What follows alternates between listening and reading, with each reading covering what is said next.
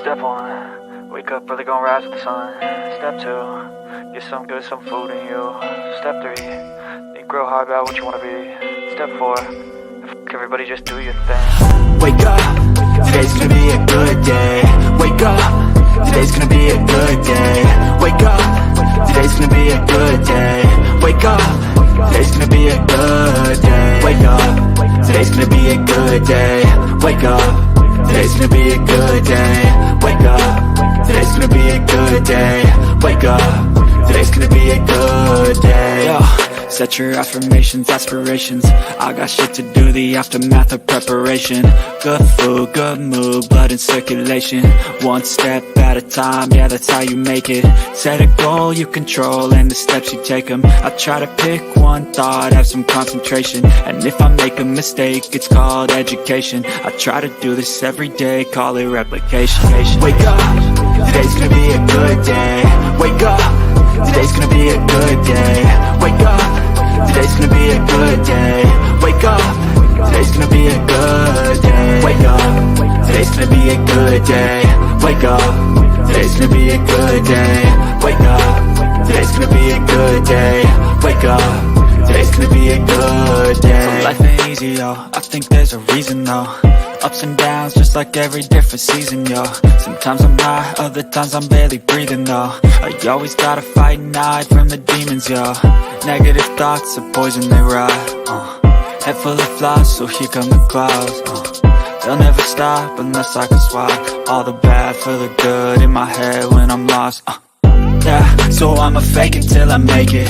Positive thoughts are overtaken, I got patience. One day at a time is how you operate a cadence. A flow, you grow, you show yourself a foundation. Stay away from all the shit that causes temptation. I know that I like to do it cause it's sensation. I live my life in my head like a narration. Don't expect greatness, do my best, man, I'll take it. Wake up, today's gonna be a good day. Wake up, today's gonna be a good day. Wake up, today's gonna be a good day. Wake up, today's gonna be a good day. Wake up, today's gonna be a good day. Wake up, today's gonna be a good day. Wake up, today's gonna be a good day. Wake up, today's gonna be a good day. Wake up early, gonna rise with the sun. Step 2, get some good, some food in you. Step 3, think real hard about what you wanna be. Step 4, everybody just do your thing.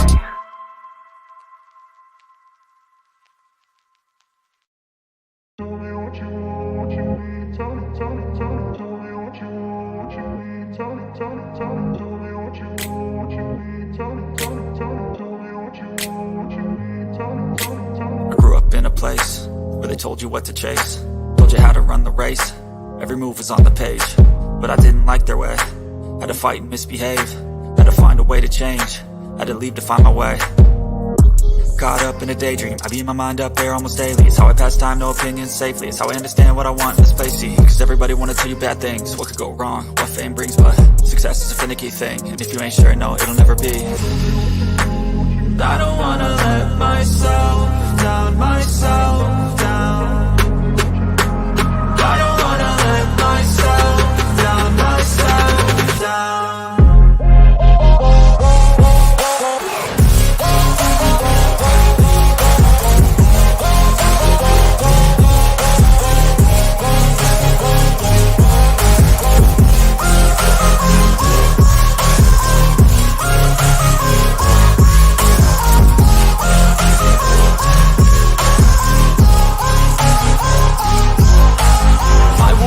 Run away, I don't have to plan it. I can go, change my fate, you won't understand it. All alone, that's okay, people I can't stand them. They don't want me to change, keep me where I'm standing. And I don't wanna be where I am, and I want something more, take a chance. It could be possibly my last dance, my last dance. I don't wanna let myself down, myself down. I don't wanna let myself down, myself down.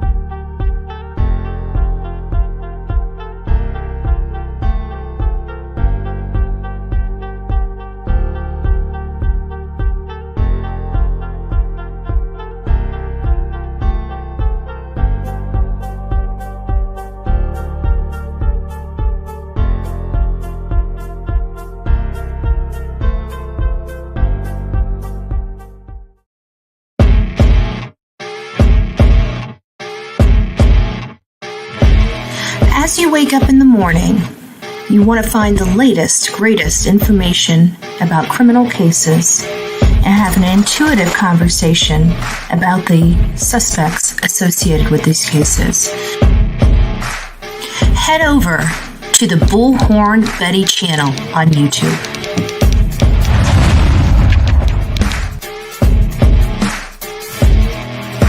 Get breaking news right here on the Bullhorn Betty channel. Welcome to the Bullhorn Betty Coffee Club. Enjoy your stay and enjoy your day.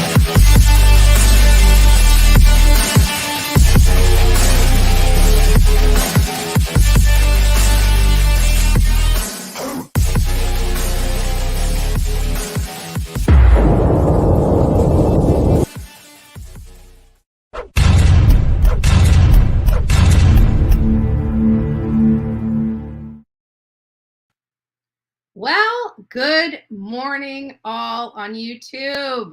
Good morning. Happy Tuesday. I told you guys came back would be that much closer to the weekend. Like TGIF, Girls Night Out, what Anissa wants to now call the Brew Crew. So we're going to have a Girls Night Out / Brew Crew this Friday night, 7 p.m. We're not talking about cases this weekend. We're not going to talk about cases Friday night. We're not going to do it.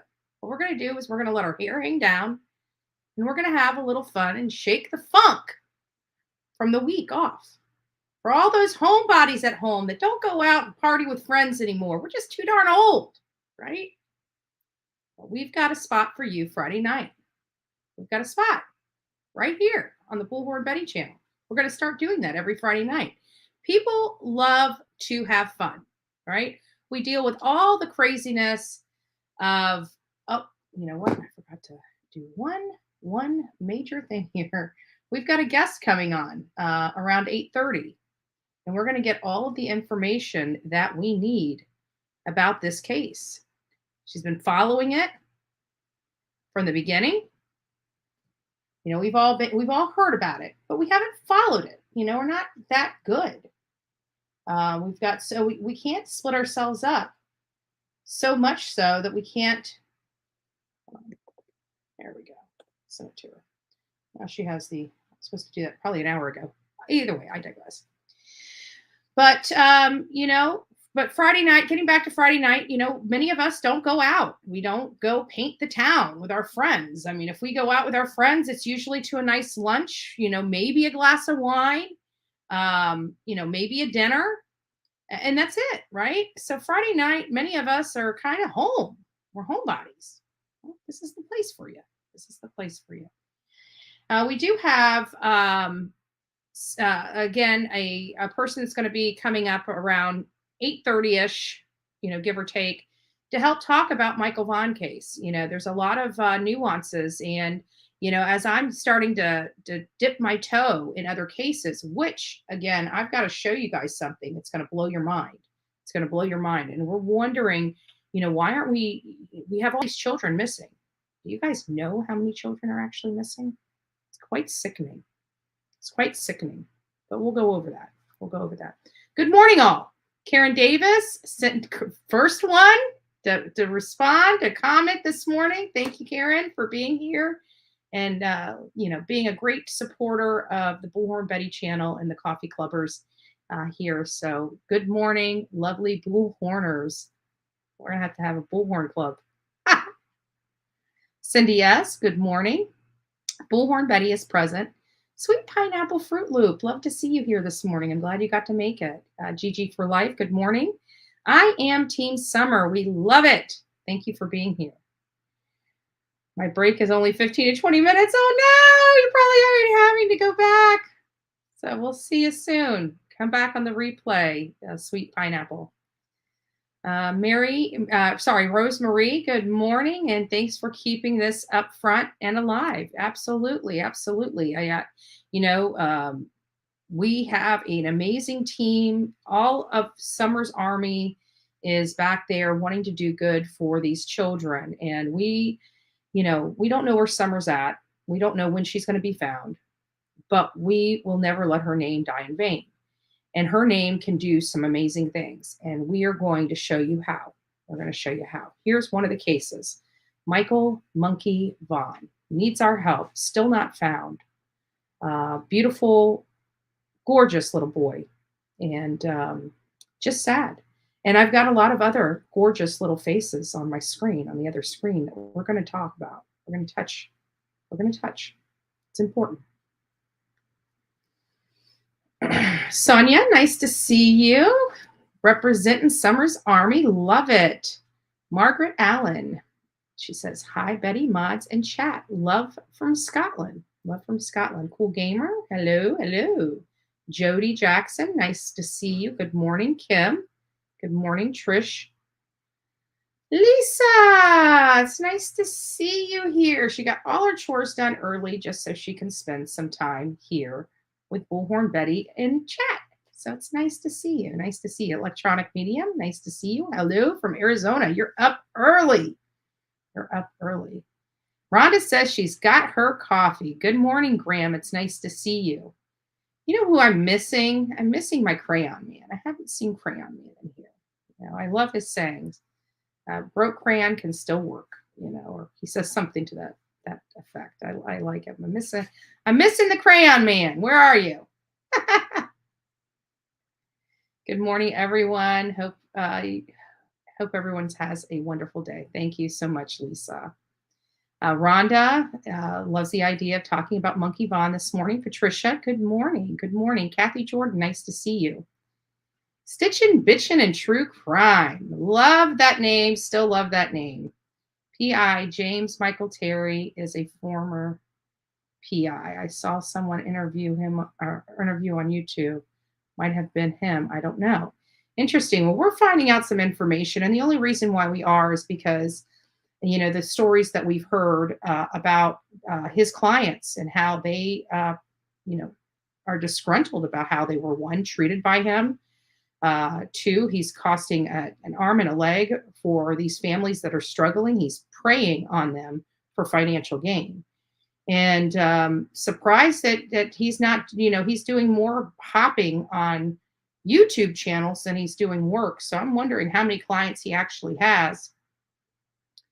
And, you know, he's utilizing his time to jump on YouTube channels instead of working for his client. And then when they don't want to pay or they decline his offer, he goes on the attack and starts attacking people that were almost his clients. He has done that, and it's sad.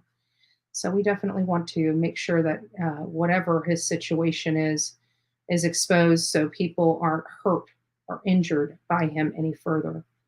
So we'll see that. Good morning, Karen. Rhonda, I think I already said good morning to you. Christina Allery, nice to see you this morning. Karen G, nice to see you. Everybody go get your coffee. Oh, and I'm already getting compliments. Thank you. Thank you. Level-headed, good morning. Olivia is the guest. Nope. Olivia is not the guest. Actually, it's one of our teammates in setting up the candlelight vigil for Summer Wells. Her and I were really talking about this. You know, a lot of people think that it was all fun and games out there in Rogersville, Tennessee, which just is insane to me because that's not the truth. You know, a lot of us sat down and talked about cases. You know, we talked about some, you know, getting together and kind of really doing something well with Summers Army to help bring more attention and more information about other missing persons cases. And this gal has, and you guys will know who it is when she shows up. This gal has worked extensively and has a lot of information about Michael Vaughan on her page. And so I was able to watch some of it. And then I thought, you know, we're going to be getting together and doing kind of like a roundtable discussion about this case with a few other creators just to see, you know, to put our heads together. You know, see what we come up with. Maybe we can assist. You know, maybe the only assistance we can provide is just, you know, putting his face out there. I don't know.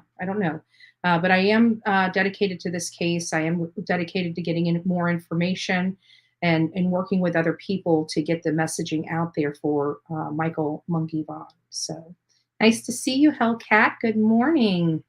Been following Monkey's case too, along with Summer Moonwells. Yeah. For people like me, it's hard to, like, when we have super focused on one case, it's hard to bring in another case because for me, that case just doesn't get the attention that it should so rightly receive. And so we do bring awareness to cases, but actually taking an in-depth dive into it and really seeking answers. It's hard to do multiple cases, at least for me. Maybe other people are much better equipped to do it than I do, but when I'm on here, I'm laser focused on the case at hand. So, as Summer Wells is in this funky stage, it's time to start bringing awareness to other cases now that I have a little more free time away from the Summer Wells case to be able to do that. Are we done with the Summer Wells case? Of course not. I actually plan on visiting Rogersville in the near future to still keep looking and still keep diving in to find answers. Let's see here. Good morning, Kathy from Maine. Nice to see you. Candy, it's nice to see you. A&E, prayer for all the missing. Yes, thank you. All crime cases are solvable. Getting here late. Good morning, everyone. You're still here early because we're just getting started. CT Ada. Hopefully I got that right. I don't know. You guys got some weird names, I gotta say. Good morning from California. Nice to see you. Tammy T, good morning. Moonlight Magic, good morning. Trudy, nice to see you. New Brunswick, Canada. Nice. Love it. Good morning. Munch, good morning to you. Rania, thank you for putting the pronunciation in there. I probably still butchered it, but hopefully not. Good morning. Blue Jean Baby, Gulf Coast, Pensacola. Nice to see you. Florida neighbor. Nice to see you. Texacolic, Connie Branch. Good morning from the Panhandle. We got a couple of people from the Panhandle. Maybe we need to have a Panhandle party. Maybe I need to go to the Panhandle. Hi, Betty. Coffee in hand. Awesome. Eastern Tennessee girl. Mary Jane, Mike Stevens, EZT. Nice to see you. Who else we got? I think we're down at the bottom. And Brenda, good morning. SMAC, good morning from Scotland. So we got some people here in the States and around the world. So it's nice to have you guys all here today. Without ado, we always go through this. I find that this is kind of food for the soul, and I do want to read it. It's a smaller little snippet today as opposed to yesterday. So this is Relax Now. This is for June 28th. For those that have this book or another book, if you have another Language of Letting Go edition, you might have a different kind of message in it. And that message may be very special to you. So don't forget to read it. Even if we read it on here and online, you don't know what edition you have, go read yours as well. For June 28th, this is Relax Now. And I found it, I read it a little bit, didn't read the entire thing, but in all good conscience, it is a great read. And as many of you know, I love great reads. Only 2 more weeks until vacation, we say. 2 more weeks until I can relax. Then we return to our stressful lives of running here, hurrying there, and scrambling to get this or that done. Why wait? Why not relax today? Part of living fully in the moment is taking a break when you need it. If you're tired, take a nap. Plan an afternoon away from work. Go to the park on a Saturday morning by yourself. Take a bubble bath. Order dinner out. Take the kids to the zoo. So often we feel that we are running and running, just trying to keep up with the rest of the world. It's an illusion. Much of the time we're running in place. Stop. The only one keeping you on the treadmill is you. Yes, we all have responsibilities, but taking time to care for ourselves is one of our responsibilities too. God grant me the peace and grace to listen to my own needs. So are you neglecting yourself today? Are you neglecting yourself? If you are neglecting yourself, It's time for you to take a break. Get off the rat wheel of life and go to the park. Listen to the birds. Watch the water. That's what you need today. It's telling you. You know how I know you need it? Because the book says so. The book says so. Couple of citada. Hopefully I got it right. I may not. I don't know. I may butcher your name for a while. So hopefully I don't. Take me with you to the panhandle, Lisa says. Absolutely. Graham is wanting to make sure everybody knows that there is $100,000 reward by the family in the disappearance of Dylan Rounds.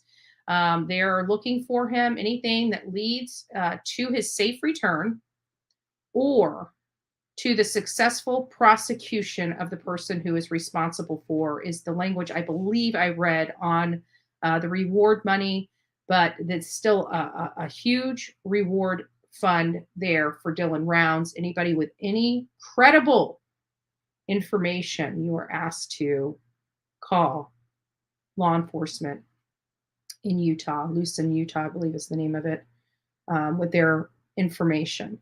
Now, guys, and the reason why I stress, legitimate, firsthand knowledge information is because, here on this channel, we talk about facts, but we also speculate and provide opinions. These opinions and speculation are not evidence. They're not what you need to say, oh, well, I heard on this channel that this could have happened and I'm calling in the tip. That's not what that tip line is for.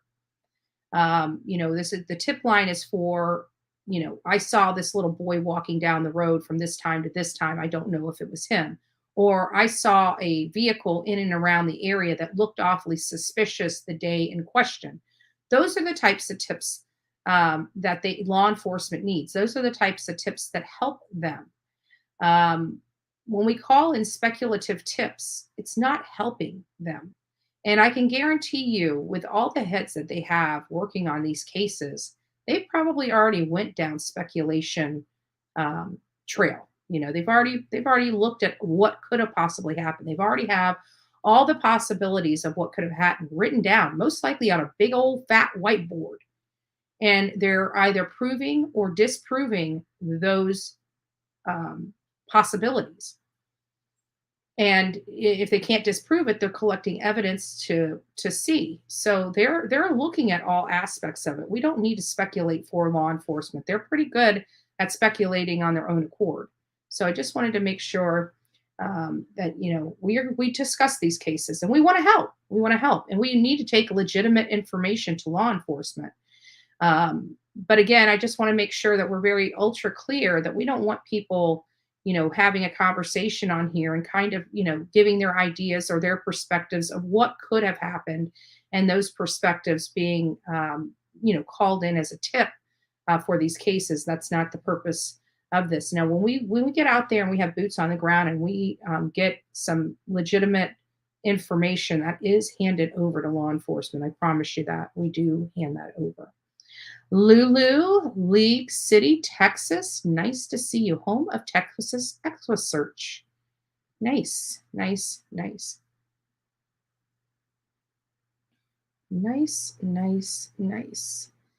It popped up on me again. There we are. So I have a different edition, but so helpful. Yes. The different editions, because you get a piece of this one, you get a piece of that. I find it more whole meditation day. So it's nice.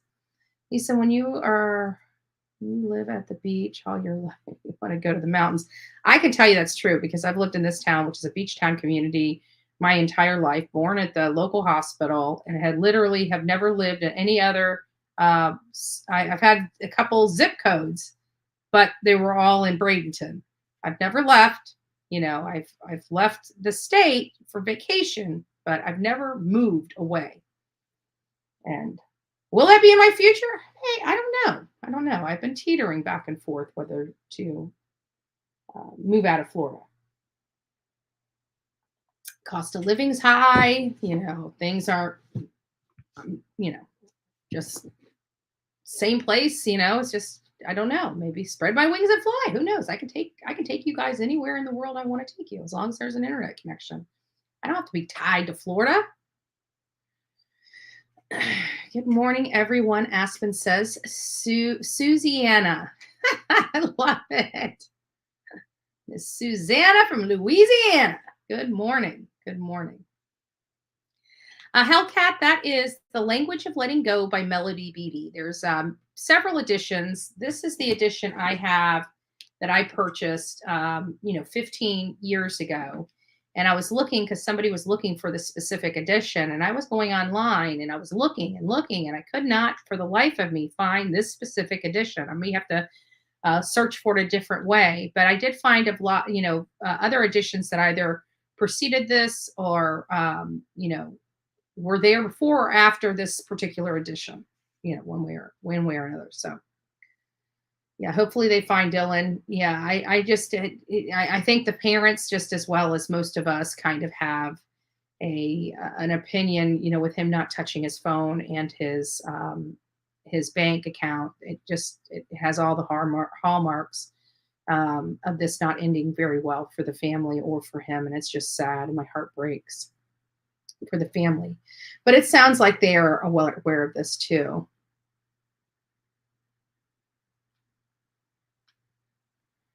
All right, so let's move past all that. Lulu, Susanna, yes, ma'am. It's heartbreaking. Yep. Yes, Uncle Eddie. I saw Uncle Eddie in here. Just block and move on. Cousin E from Cousin E. That's it. And someone block the person. We do. They just make new accounts. That's the problem. They make a bunch of troll. And that's another thing. Like, I don't understand why YouTube allows these people to create hundreds of accounts with the same IP address, or even if they have a different one, they can always tell. There's always a way to tell where things come from. And when you have a flood of these accounts with the same name, you would think that YouTube would get better at realizing what they are there to do. And it's not within their code of conduct on YouTube. I actually read a couple things last night that would really, if YouTube enforced them, would put a lot of these, bully channels on notice. And maybe we'll discuss that. I'm not sure if I'll discuss that today or tomorrow. We'll see. We'll see. Oh, my computer dropped again. Oh, this computer. I don't really need it anymore. I mean, the only thing I really use this Dell for is my videos and my thumbnails. That's really all I use it for, is the videos and my thumbnails. And I actually have a lot of programs on my phone now where I can actually make thumbnails and videos. So I may just end up having to do it on the phone instead of the computer, because this computer's driving me nuts. But we have the MacBook Pro because of our angel sponsors, and we're very thankful that we are able to run. And since we have started fully running from the MacBook Pro, we have not had one dropped show. Now, when I'm on my phone, it's a different story, because I always click something and then I exit out too many times and it drops me and I have to go back in. But that's more of a user error issue than the actual phone itself dropping me. The Dell, I can use it and it won't drop for an entire day. And one day I'll be using it and it drops every 10 minutes. So it's unreliable. It's unreliable. But we're glad we got the new computer.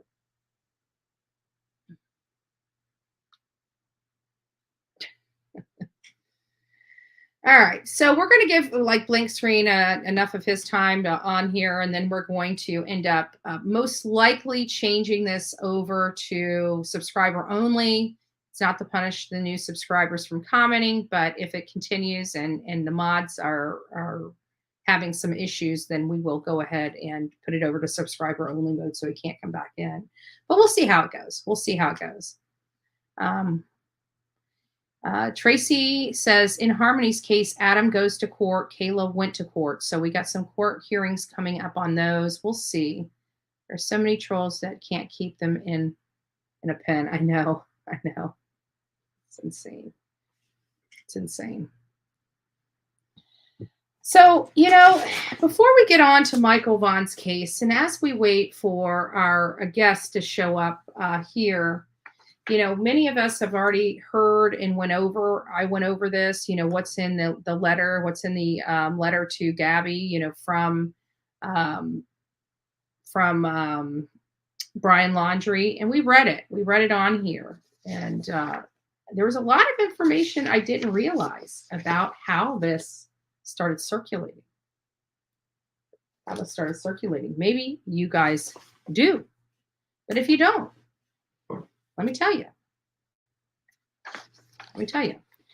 So on June 24th, the Petito Schmidt attorney, Pat Riley, broke about Roberta's letter, the one that was burned after reading, right?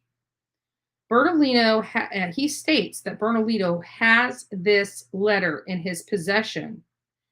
And Bertolino stated he wanted transparency about what had happened. And Riley, the Petito Schmidt attorney, basically said he doesn't know what Bertolino's motives are for releasing this. If he's trying to get sympathy for them or what. He said he doesn't feel this letter that he released, the Brian Laundrie letter, garnered that sympathy. But he also says Bertolino released this letter to state, this one here, because this was in Bertolino's possession. Bertolino is the one that started passing this around to all these. It broke from him. He's the one that sent this out. This was not something that law enforcement did. This is not something that somebody did a records request to obtain. This was leaked and released by Bertolino himself. And he states that he did this for transparency. But the Schmidt-Petito family is calling BS on that. Because if he's wanting transparency, why is he picking and choosing what to be transparent with? Because the letter, the Roberta letter, burn after reading, is also in the possession of Bertolino. And Bertolino has not yet released that letter.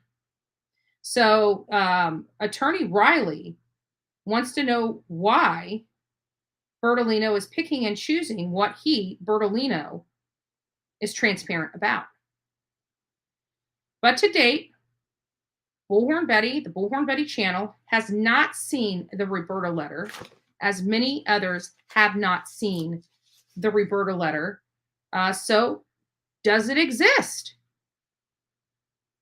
Does the Roberta letter exist? Or is it just something they heard about?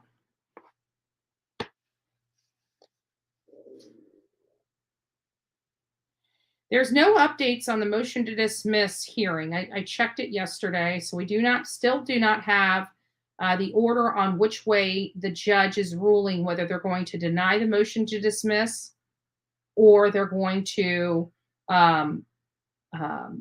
grant the motion to dismiss. If they grant the motion to dismiss, the case is, I don't think that the judge would grant the motion to dismiss with prejudice, meaning that they can never raise this statement of claim again. And the reason why is because it has never been adjudicated. It's never gone through the proper course in order for it to it hasn't gone far enough along in the case for there to be a definite answer on this, where they're saying you could never bring this cause of action again. I don't see any any judge ruling that this soon in the case, but you never know. It's up for the judge's interpretation. And he's going to be very cautious with his ruling because we have an appeals process in the United States of America and in Florida. And no judge wants to be overturned by an appellate court. It's an insult to that judge. So he's going to go through all this with a fine-tooth comb, and he's going to methodically make his decision. Make his decision as to whether he's going to grant or deny the motion to dismiss. But we are monitoring it. I do check the docket daily. I have not checked it this morning. Could something have came in from the time I checked it yesterday to this morning? Of course. But I am monitoring it daily just in case he does decide to submit the orders earlier than later. So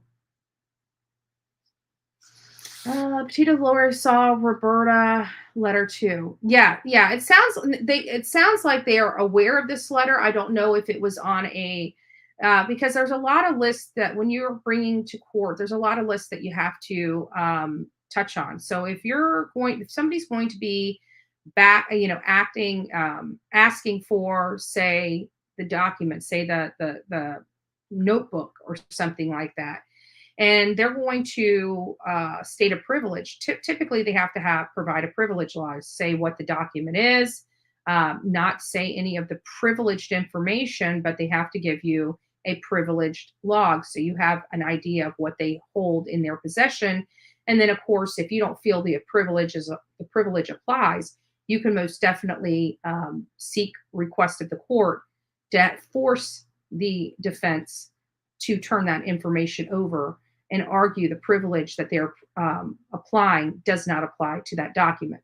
So I'm pretty sure that the Petito family, especially being abreast of all the information related to the criminal case, were probably a privy to some information that the rest of us were not, just by, them when they closed the case. They probably sat down with the attorneys or the Petitos, Schmitz, the FBI, whatever state, FDLE, Utah, whatever, probably sat down and went over everything with them and discussed why they're not bringing charges against the Laundrie parents. I would have presumed that they would have done that. Supposedly, Roberta was offering up help, like baking a cake with a saw in it if he goes to jail. Like, I don't even understand how she thinks she can bake a cake and walk it into jail. Like, you can't do that. I don't know. So a little cray-cray for me. But why only 8 pages? What about the rest of the notebook? Exactly. And I think that was the sentiments of Pat Riley, the attorney for the Petitos and Schmidt, was, why aren't you, if you're wanting transparency, then put it all out there. Why are you picking and choose what you choose to be transparent about?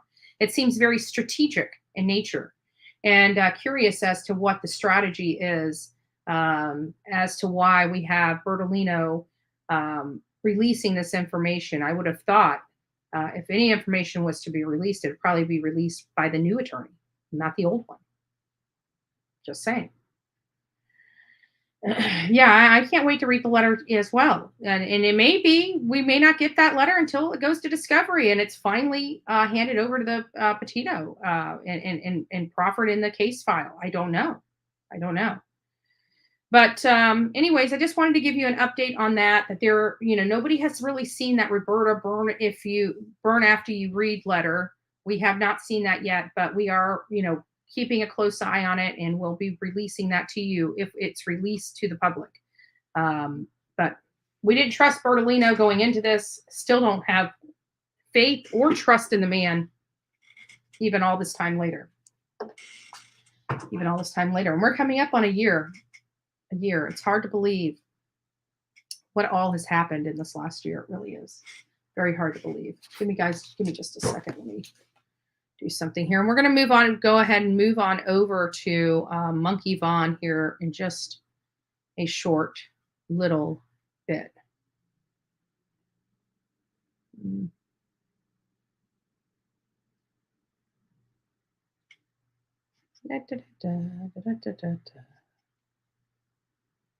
Give me just a second. I'm still here. Okay, we're still doing good. Guys, don't forget to we got almost 200 people in the like and only are on the chat and only 60 likes. If you guys can get those thumbs up, it's free to tell Bullhorn Betty and mods. Thank you. Don't forget the thumbs up. So we went over that. I went through a lot of stuff yesterday. I got to be honest with you. I worked very hard yesterday afternoon trying to get all this stuff. Well, is there any way though?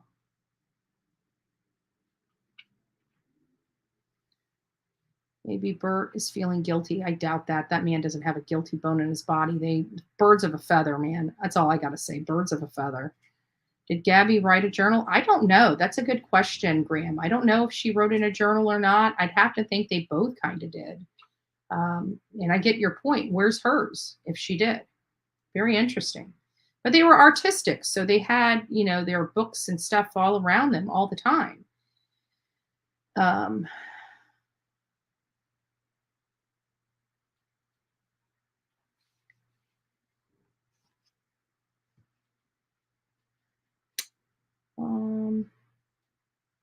Yes, support the Thumbs Up channel. Appreciate your love and your support. Let's see if we can get this. Yeah, it's so funny. This person in here is just mental case. So if you guys want to see what I talk about the mental disability on YouTube, I mean, there's no other a great explanation to show you the derangement of some people out here on YouTube. You guys got to be careful. You guys got to be careful. But there's times coming. They just keep going. They keep going. They keep going, and they're going to be crying when it's all over. And they can no longer do it again. So blank screen, move on with your day. You had your fun. Have a good day. God bless you. But I'm sure there's more despicable people out there that you can go and be a pimple on the butt of. Okay, it's getting old here on the Bullhorn Betty channel. Gotta say, it's getting old. What else do we have here? Good morning, Stella. Nice to see you. Brian alludes to Gabby having a journal. Yeah, I'd have to think she did because they were both artists. They both had to have something. I mean, they both probably had journals and, pads that they could draw on. And, when they were inspired, they could start working. Also, Petito's attorney told Brian, and I think that when Bertolino saw Roberta Byrne letter that he looked surprised. Interesting. And you know what? Remember I told you guys that the neighbors told us that Chris Laundrie, now mind you, if this is all true, I don't understand why the Laundrie parents were not arrested or charged with, obstruction of justice, tampering with evidence, something. Because we heard from the neighbors across the street from the Laundrie house that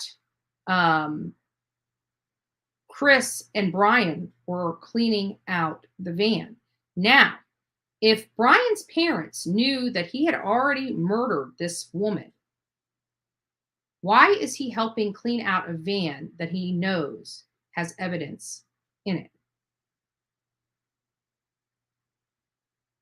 I mean, if you know somebody killed somebody and you are an active participant after the fact to help them cover up the crime, it doesn't matter whether they were actually being charged with that crime at that point in time or not.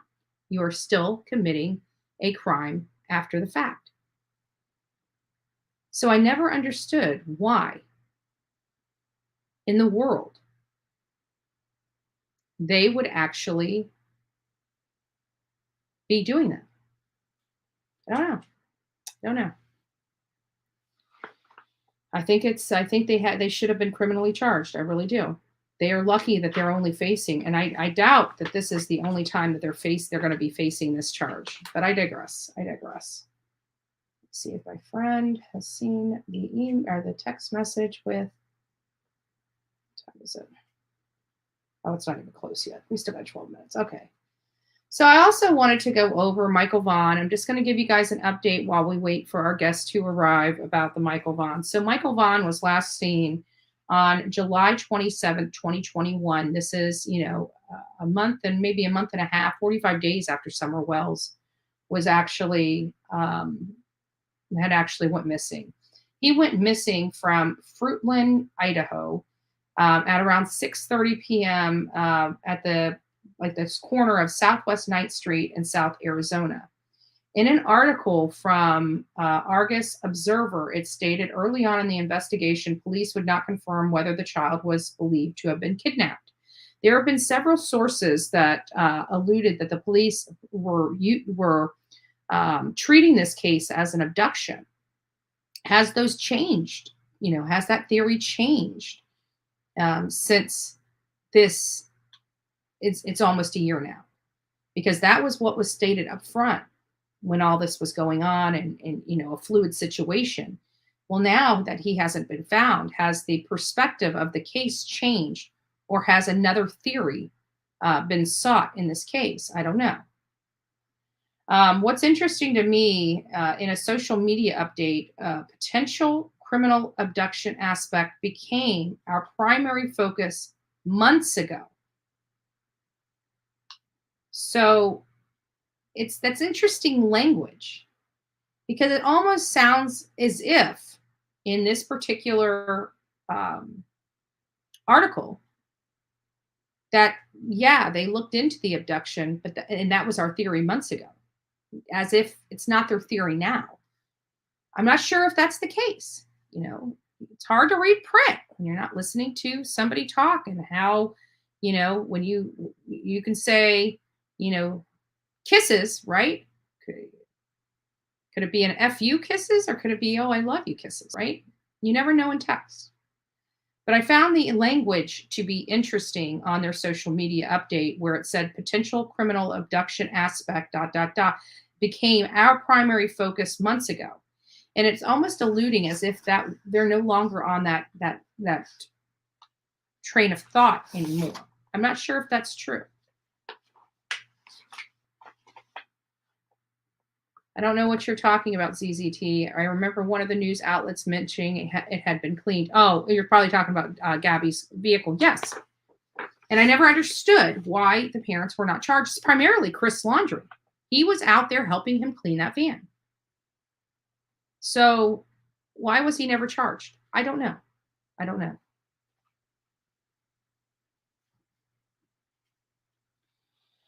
So new legislation was passed to create another Amber Alert. How many alert? I've talked about this once before. How many alerts do we need in this country? If your phone is going to be beeping and vibrating, it doesn't matter whether it says silver, blue, amber, whatever. Just send the damn thing out. Why does everything have to be defined for our government to actually know what to do? Like, nobody can think freely for themselves in the government. If it's not defined and protocols not put in place, Lord have mercy. If the definition says endangered person, I'm not a rocket scientist over here, but I would think somebody that you believe was abducted is an endangered person. They're saying that because they didn't have a suspect, and because they didn't have a vehicle, that's why he didn't have an Amber Alert. I don't agree with that, because we see many children, and I'm going to show you, with Amber Alerts that don't have a suspect involved or a description of a vehicle. So why was Michael not put on the Amber Alert? It's suspect to me. Especially when they're stating that this could have potentially been an abduction, a child abduction. So it makes me wonder, did law enforcement have some information we did not know about at the time? And maybe this may not have been an abduction because of their actions on this case. I don't know.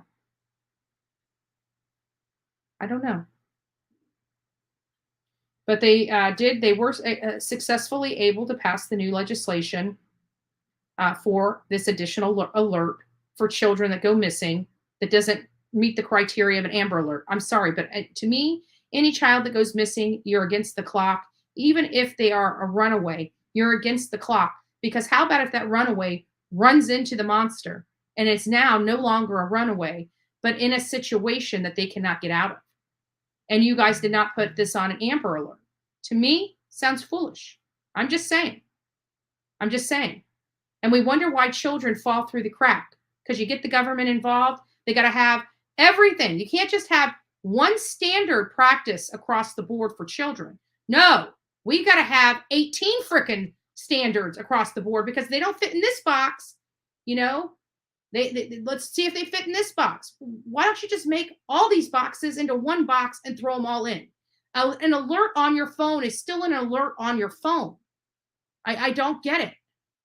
I seriously don't get it. I digress. So,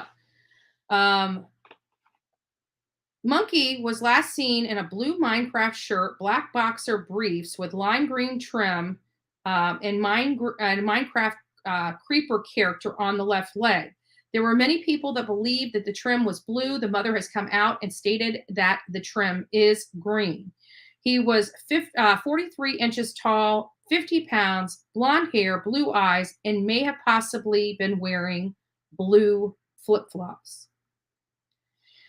He lives in the home with both his parents. Both mom and dad live in the home with him and his baby sister and along with grandpa. So it's kind of a blended, not a blended family, but a generational family, I guess you'd say, where grandpa lives there, mom, dad lives there, sibling lives there. They all live together in this place in Idaho, which only has a population of, I think, 5,300 people, but their particular area has a lot of houses and homes around it. Just to kind of paint the picture. Now, here's some information I didn't know, and if this is true. Mom was at work at the time of Michael's disappearance. Mom was not home, supposedly, reportedly. I don't know if I found an article that has confirmed whether she's been home or has not been home. I don't know. But this is what has been reported. Mom was at work. Dad was at home caring for Michael and his baby sister. We don't know. I haven't seen anything. Maybe there is an article that states whether grandpa was home at the time or whether he was out of the house. I don't know. So we don't know if the grandfather was home. But we do know that dad, Michael, and baby sister were there. Reportedly, the father stated that he went to change Michael's little sister's diaper and left Michael in the living room while he went into another room to change the baby. After the diaper change, Michael was no longer in the room. He apparently slipped on his flip-flops and went outside and snuck out, which he had done before, according to a prior babysitter, had stated that he had actually, snuck out of the house before. Michael, according to a neighbor, Michael went to a neighbor's house to see if her kids could play, and that was about 6:30. And this was the same neighbor that saw Michael at the corner of Southwest 9th and South Arizona. She told him no and sent him back on his way. Michael's father came out of the house yelling for him, but got no response and reported him missing an hour later at 7:30. There has been some speculation. Why did it take an hour to call in a missing person? Because normal parents don't, have dealt with kids. Me, as a step parent, have dealt with kids that, go and hide, tuck away, play games, do stuff. It's what children do. So he was already at a friend's house, reportedly by a neighbor. Maybe he went to another friend's house. So, they had to run down his whereabouts. Nobody's just going to call law enforcement willy-nilly and report their child missing when the child's just a block and a half away at a friend's house. You're going to think parents are going to do their rounds. They're going to call their friends. They're going to go knock on doors to see if anybody's seen them. These types of things can take time, can take up to an hour to do. When they've exhausted everything, that's when panic sets in and they call law enforcement. We looked, I can't find my kid. I don't know if he's at a friend's house or not, but we haven't been able to find him. So that was called in around 7:30. Now the neighborhood has been searched. They've searched inside and outside of many homes in the area. Canine and mountain search rescue teams have been out. The Army National Guard brought in a helicopter and did aerial search of the entire area. Drones were also used and reduced the water level in canals for water searches for Monkey. The searches by the fire department and canine teams did not turn up any signs of Michael despite efforts. Michael is still missing at this time. Fruitland, I already went through that, has about a population of 5,300, but the neighborhood where he went missing from has a lot of homes. So we might pull that up on the aerial or on Google Earth and just get a good lay of the land of where he was residing and things of that nature. And guys, I see you guys writing in the chat, and I will go up and start going through those and seeing if there's anything that we can put up on the screen and maybe have a discussion while we wait for our guest. It was still light out when he went missing around 6:30. It doesn't appear that it gets like nighttime, darkish until 9:30 in that area. And so that is just really the facts that I was able to put together, that, this is a child that may have gotten out of the house, may have went to a neighbor's house, was sent home, never made it back home, was in a neighborhood where there was a lot of people, despite the town then being in very small, 5,300 size and population, and that a massive search was underway, and they still were unable to locate this child. A lot of things, now that I'm kind of looking at this, there's just things that, as always, when you go back to the beginning, you're saying that stuff just something's not right with this. What is it? Something's not right. What is it? So let me just go back up here and see if I can make heads or tails of some of the questions you guys have. Mother should be charged for being evil. I'm sure you're still talking about the Laundries. I agree with that. Makes no sense. Then wonder why people have many questions. Yeah. Same house, I think. Don't forget to hit the like button, folks. Good morning, Northern Light. Nice to see you in here. Mr. J. Quinn, nice to see you as well.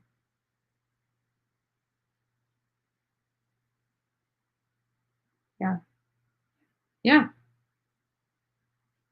But we get them on our phones all the time. What does it matter what the title of them? It's like, this is the kind of crap that just blows my mind with the government. It's like, you got nobody that's like normal, that thinks normally. It's like, a kid's missing, put the alert out. I don't care whether it says amber alert on it, blue alert on it, white alert on it, purple alert on it.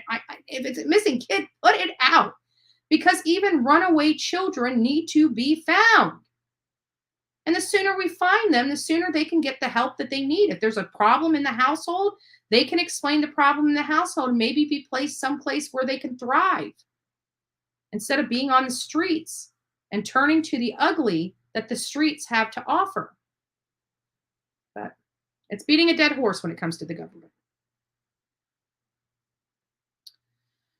They didn't think it was an abduction at first, is my best guess. Yeah. But I remember reading an article within days of it where law enforcement is like talking about this cream color SUV as possibly the abduction vehicle. Now, they may have found that person and interviewed that person and realized that person had nothing to do with it, which may have changed their mindset or mind thought on what happened. But I could have swore with this case that the abduction theory was thought of very soon, very close to when this all happened. If I remember reading it correctly. Now, I read this stuff, months ago when we were starting in with, Summer Wells. So a lot of the stuff that I'm referring to, I'm doing off of memory, and I just don't trust my memory that much because it's almost too much information, dysfunction, where I read so much, sometimes the cases and the information run together. And I'm thinking of one case and talking about another. And, that does happen. So if I remember correctly, I think that was, but I don't know. Let's see if I heard back from.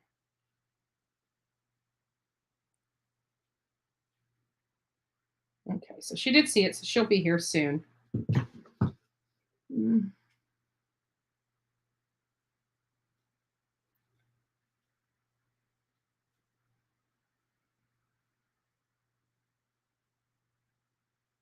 It's possible. It's possible.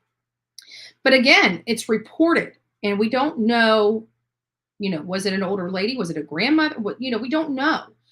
Could she have mistaken the day? I don't know. I don't know. I haven't spoken with her. And we're only getting this from a news article. Could a news article misinterpreted that information? I mean, there's a possibility of that, because but there's this possibility. But I just don't see people in a neighborhood seeing a little boy running around the road and just picking a child up and taking off with them. But it happens. It just is not common. It's not common. It does happen, but it's not common.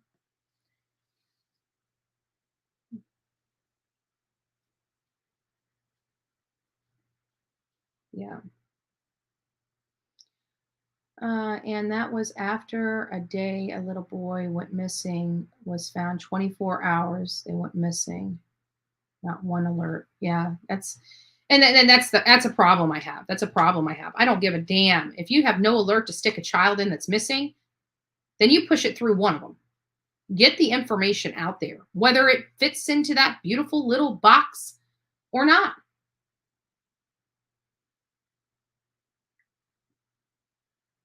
Okay. So we'll have our guest up here shortly, and then of course I'll introduce her, and you guys will already know her. But just taking a deep dive in this, she's going to probably go over a lot of this information and give us some insight, other insight related to this, because it's pretty, it's kind of crazy, because I'm kind of on the fence with this case, where I always, I just doing this stuff and reading the statistics I have, and trying to apply those statistics to these cases can be difficult, because each case has its own nuances related to it. They're not all the same, but there are similar behaviors in some of these cases that kind of give you red flags. The one thing I can say that is the most concerning for me with this case, when I look back, I got to say, hands down, many of you guys heard me throughout the Summer Wells, at least the beginning, I referred to Brandy, Monkey's mom, as to her, going out, keeping her son's name out there, posting flyers about her son and things of that nature. But then I go back to I was reviewing some of the interviews she gave. And when I was reviewing some of the interviews she gave, it was something just didn't seem right to me. Now, it doesn't mean anything. I want to make sure that that's, I tell you guys that doesn't necessarily mean anything, right? But it was odd seeing her crying on TV and no tears coming down her face. I've only seen that happen in very few cases. Very few cases. And one of those cases I just covered recently in the last few months, I think back in February. And it was Susan Smith. Right? But when I read the history of this case, I find out mom was reportedly never even home at the time this happened. Only dad was, which he was watching baby sister. What does that mean? I don't know. But we are digging in, and we are trying to find out. Yeah, please, please, please. I think that's a sentiment of olives. Please, please, please post the links to the alerts that didn't meet criteria. Who cares? If a child is missing, I don't give a damn whether they meet a criteria or not, government. There are babies in this country. Put it out. Because I got to show you guys some things. A little crazy.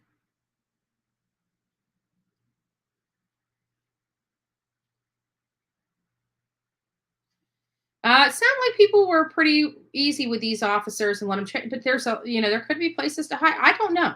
I really don't know. Apparently, there are some cameras in and around the area that I heard that I remember hearing about. I didn't read yesterday about those things. I'm still studying on this case, getting a whole entire view of what this case is.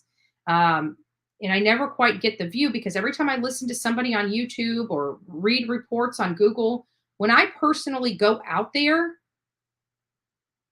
it is completely night and day from what I was reading online to what is really going on. Night and day difference. It was the way that was in Gabby Petito. It was the way it was, and Kylen Schulte and Crystal Turner was the way it was, and Kathleen Moore and Collin Knapp. It is the way it is. What I'm reading online and studying online never pans out to what I find out in person when I'm in these locations. Night and day. We need to fund police. These are, these people that want to defund police, but are yelling at our law enforcement officers as to why you're not doing better, why you're not supporting more man hours to these cases, or why you're not doing this and why you're not doing that, because half of America is trying to defund them. That means there's less money going to our law enforcement. Yet we have all these children missing. It's heartbreaking. It's heartbreaking.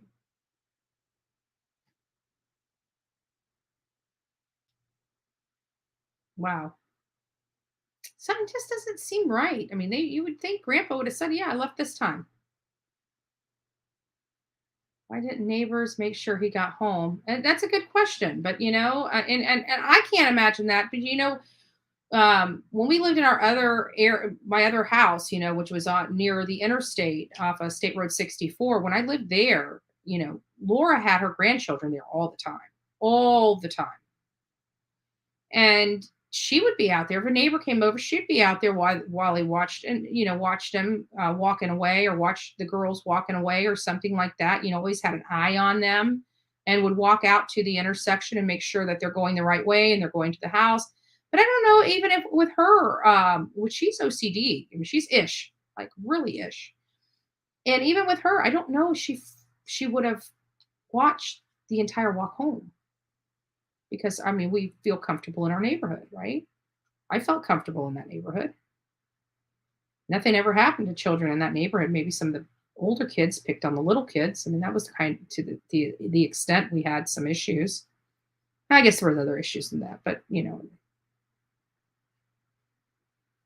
Well, let's see what we got going on here. According to Brandy, Michael got out many times, so perhaps the neighbors were used to seeing him wander, so they didn't think twice about it. That's a great a point, because we did hear from a prior babysitter that he had a habit of walking out of the house.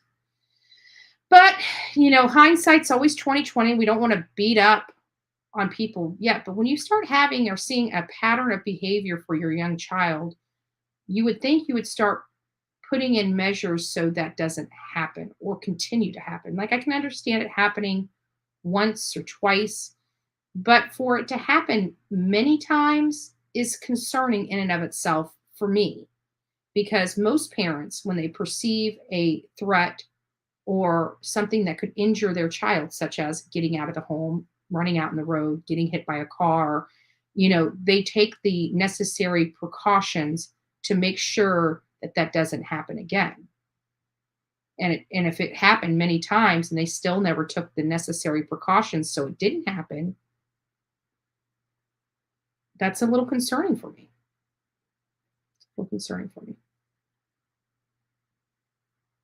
A lot of these children, and while we wait for our, and I don't want to get too deep into these with questions, because we've got the guest coming that's going to really lay this out. This is just the up-to-date background information that I could find out about this case, and I wanted to make sure that we started off with what's being said out there, and then we're going to have the guest come in, which I'll introduce you to, and you guys know her.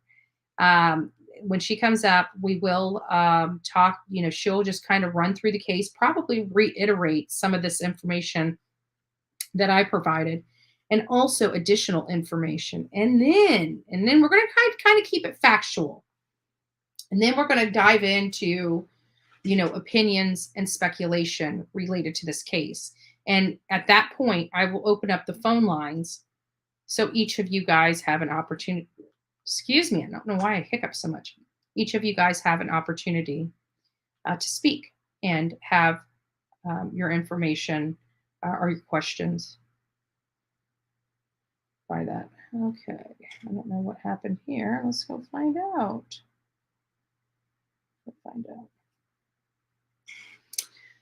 All right, so justice for all. Good morning, my friend. I hope you are doing well.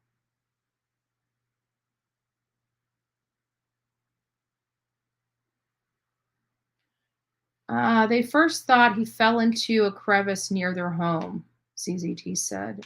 Julie says father allegedly took 2 polygraph tests. There was a doorbell video of him going house to house looking for someone to play. That's, makes you wonder. Was one of the neighbors a creep? We always talk about that crime of opportunity. Allegedly, father failed test. Very interesting. So we need to have because if everything is true, the father would have been the last person to see this child. It could fail test. So Margaret Allen, as well as Hellcat, is saying that allegedly the father has failed these polygraph tests that he's taken. So again, we need to probably dive in. If anybody out here has the links to the articles related to the polygraph test, maybe send those to me and we will talk about them tomorrow, because this case is not going anywhere. It's still not solved. We still have a lot of work to do on this case. We still have a lot of, we got to get this being out there more noticeable, providing more information. There's probably people that need to, and I heard that there's people still searching for him out there. And so we're going to be doing that. Sorry about that. Okay. So somebody's saying June 21st. June 21st, 2022. There's a news article on the Argus Observer. That'd be interesting. So I would like to see what the chat thinks about Michael Vaughan case, abduction or parents. And that's what we're getting to, Justice for All. I'm about to have a guest come up that's done a lot of work on this case. She's already wrote. She's just getting, she just dropped the kids off. She's just getting stuff together, and she will be on here shortly. So stick around. She's done a lot of information collection on this case, and I'm very excited to hear her. We were supposed to have a group chat about this particular case, Justice. And whenever I find out, it's supposed to be tonight, but whenever I find out, I'll let you have the link if you want to come sit in. It's not going to be live. It's not going to be broadcasted on any platform. It's not going to be recorded. We are just going in here and just having a deep dive into this case. So if it's something that you would like to be a part of and, maybe brainstorm about this case, I'll send you the link, and you're more than welcome to come to that. At one point, the white pilot was thought to have been the elderly man who couldn't remember what day they drove by or if they even did. Gotcha. Father failed one polygraph test, and then the second was supposedly, you'll never have to do this again. Did the father go, what if there's some truth? So we have the neighbor that says, well, I don't want to get into the speculation of this. I want our friend to come up and give us, and then we're going to dive into our opinions and speculations and stuff like that. But I want to have this, I don't want to get into the speculation just quite yet. We're going to get there. We're going to get there. Even if this chat has to last 4 hours, we will get there. I promise you. But I wanted to show you, while we wait for our friend to show up, I wanted to show you guys something. So I went to, look for Amber Alerts. This is what I found out. The national, which we've realized this with Summer Wells, the whole hoopla about, Summer Wells not being on the Amber Alert, which I told people, please don't call these people and ask them about that. She is on this Amber Alert. There is just something, there's a glitch in the system. That's all that's wrong. She's there. She will continue to be there. She is not going anywhere. She is on the National Center of Missing and Exploited Children, which have contracted with the Amber Alert system to be the clearinghouse for the Amber Alerts. So that's why when you go check Amber Alerts, they don't have a list of these children, because they're directing you over to the National Center for Missing and Exploited Children, which is the clearinghouse for all these Amber Alerts. And that's why when we heard in that phone call conversation with that gentleman that he says they do nothing, the National Center of Exploited Children do nothing to add these cases to them or remove these cases. That's done by the individual states in their Amber Alert system. So I thought, okay, well, let me come in here, and find out how many children we have under the age of 8 that are missing and have active Amber Alerts. 131 children. 131 children. And so, like this one here, Cody Davis says 8. I'm thinking they mean 8 months, because that child does not look like it's even a year old. And I can't imagine them putting a baby face on a child that's 8 years old. So we have to look at these and understand them. But look at all these children that are so young and missing from all over the United States. And we haven't even heard about them. And these just recently missing. For example, Cody Davis, June 14, 2021, 8-month-old baby gone. And none of us have even covered this one case. Not that I'm saying, we need to do better, but we need to do better. 131 cases. And we're still stuck on just 3 or 4 different cases out of the 131.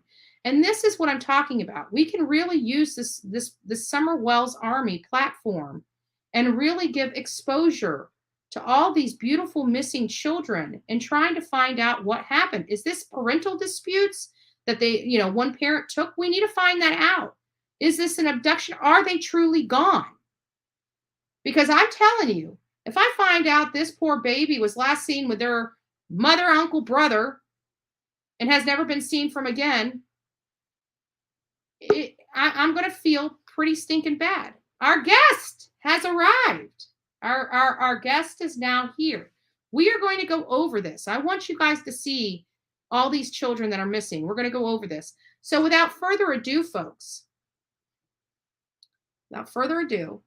we have True Crime with Eve that is coming up. Many of you guys know her. She comes and pokes her head in here, and she was a godsend to us for the Summer Wells Vigil.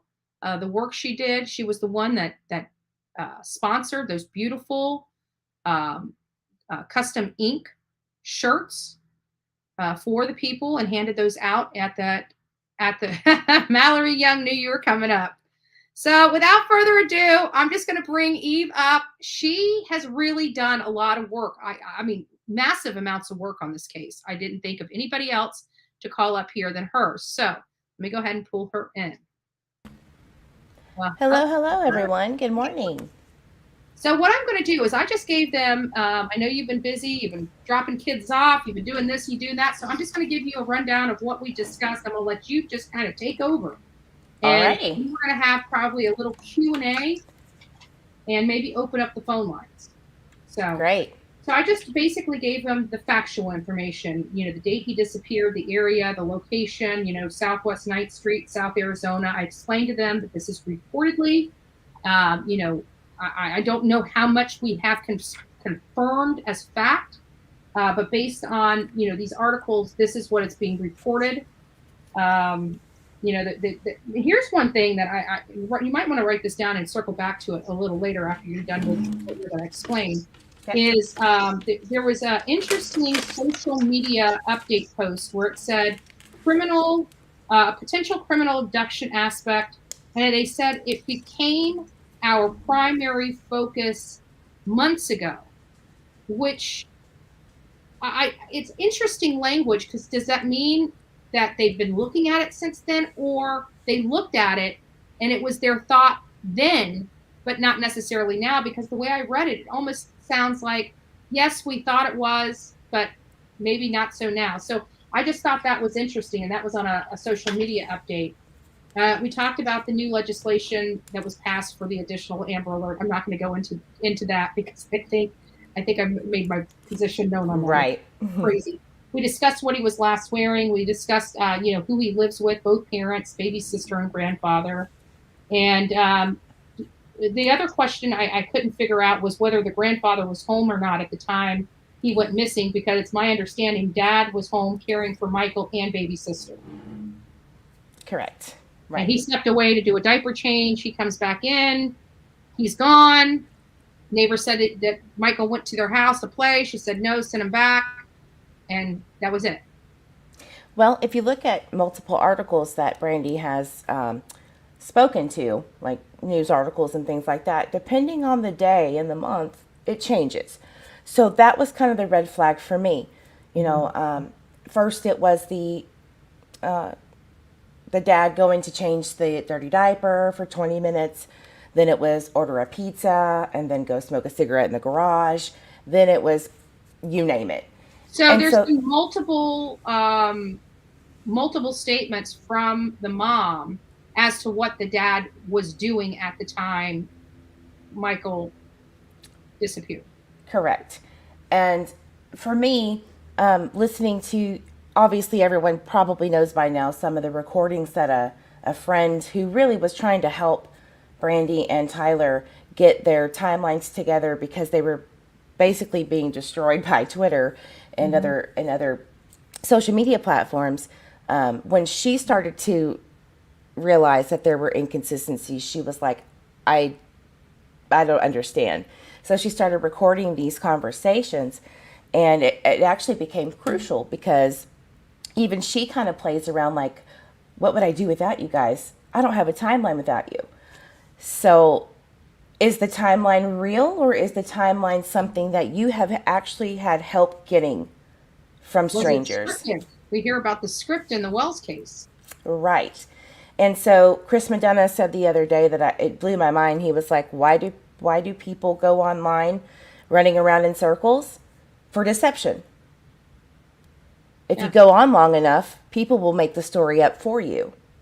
And it just hit home so hard, because that's exactly what we have all been trying to do on the Summer Wells case, the Michael Vaughan case, the Oakley Carlson case, the Cody Bigsby case. It keeps going on and on. Mm-hmm. And it makes me wonder if this is the new wave of missing children. If you don't know what happened to them leading up to the time of their disappearance, what really do you have to go on? How long does it? I mean, I've changed many diapers. Many people know that I was a hands-on grandma with my grandkids. And, when I first met Vince, our first grandchild was only 6 months old when I first met him. Now, mind you, 4 other grandchildren came since then. And so I had a lot of diaper duty. And right. You can imagine that diapers are pretty messy at times. Right. Like makes you want to just hurl.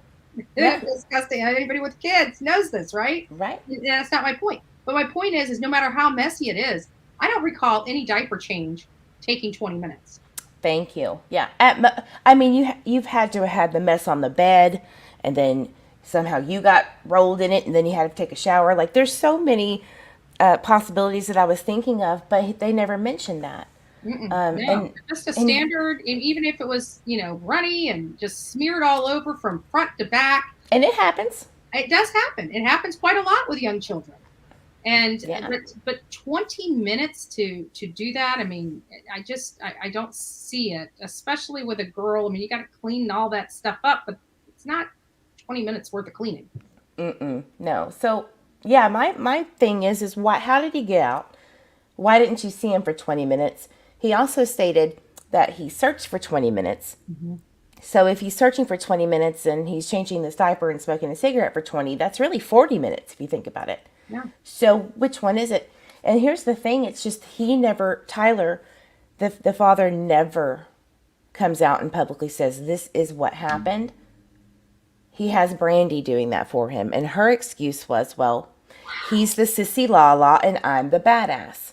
So we kind of have the same dynamic. I hate bringing it back, but, we do kind of look at other cases and helping us define or, scrutinize other cases.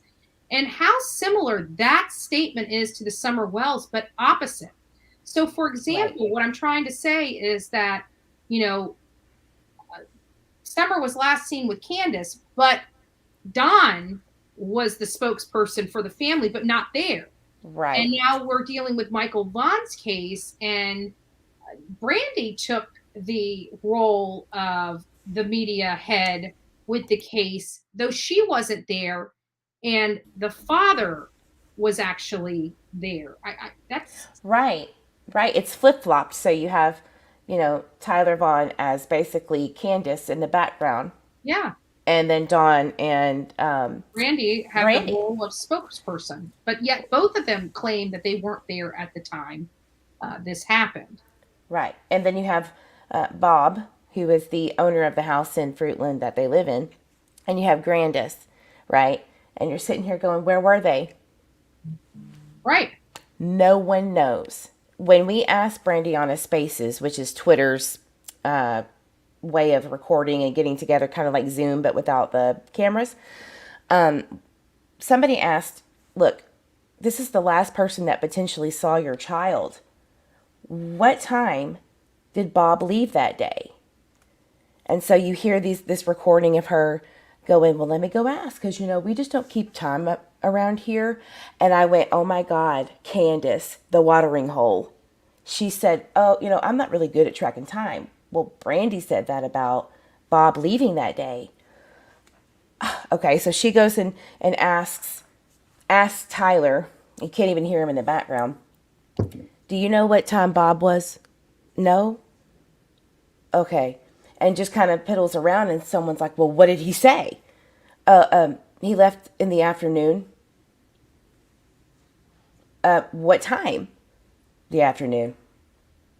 After 12, which is when she went to work. So my mind's spinning because I keep going back to Summer Wells. Let me inject this. So yesterday, I was here, I was working, I wake up, I don't know how I remember certain times, but I did.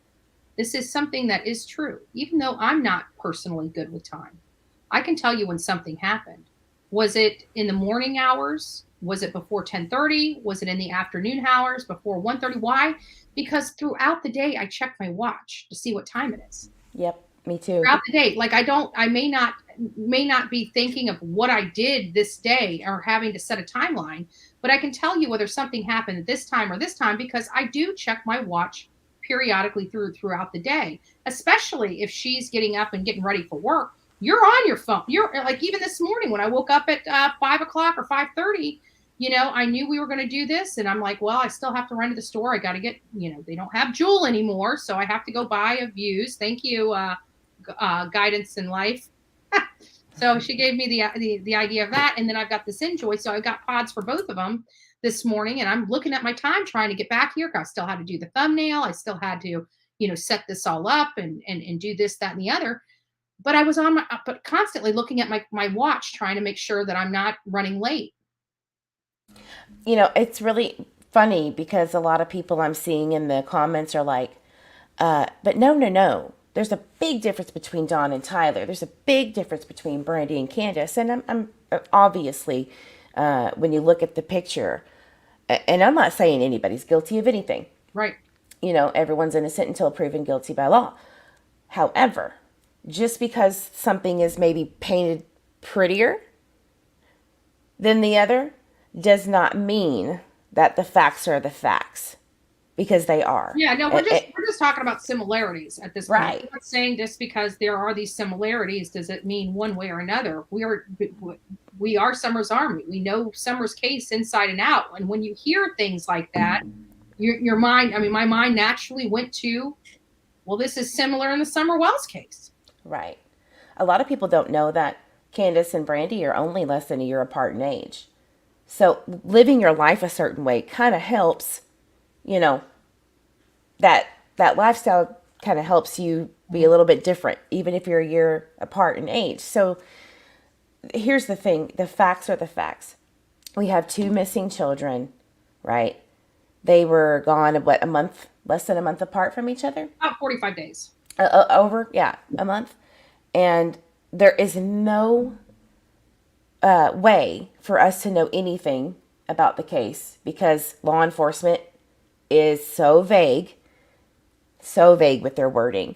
But they'll drop little bitty hints, just like Ronnie Lawson and J.D. Huff. They'll say, oh, we did a search on August 16th, and the community has been extremely helpful. And I'm like, what does that mean? Did you find something? Did someone say, hey, I saw some perpetrator? But it always leads back to, we really don't know what's leading up to it, but we have an idea. And if there's not somebody that they're chasing and they're not telling anyone, it makes me feel like there's something nefarious going on both cases. So. Yeah. And then, of course, again, like I said, I was doing a lot of due diligence yesterday. These 4 pieces of paper here took me hours to write because I was researching and I was picking up little bits of this and writing it down and putting up this. And then, of course, got to leave space because, something in one article needs to go in a space on your page here. So you got to leave all this space. But I did this. And the one thing that was very interesting that kind of just was a glaring language. The language was just odd. And it was that social media update of potential criminal abduction aspect became our primary focus months ago. It's almost, and it could be interpreted 2 different ways, that they've been looking at this whole time and they're still looking at this avenue, or they've looked at this avenue. That was their theory back then, months ago, not necessarily their theory now. Right. So at the very beginning of the very first, 2 months, they came out with some statements and then retracted what little they did. So we have less than we started. Can you give more specificity on that? Sure. So the scent tracking, or he was last seen, there is no mention of his scent being by law enforcement at a certain area. Although you'll see it in articles, right? And you'll hear Brandy say that it was at everywhere else but Southwest and 9th, but that's where it was. That's what law enforcement states. And then they go back and remove, like there was a conference that they spoke about, vehicles and things like that, and then they retracted that information. So we had the white Honda Pilot, right? We had the blue Dodge Avenger.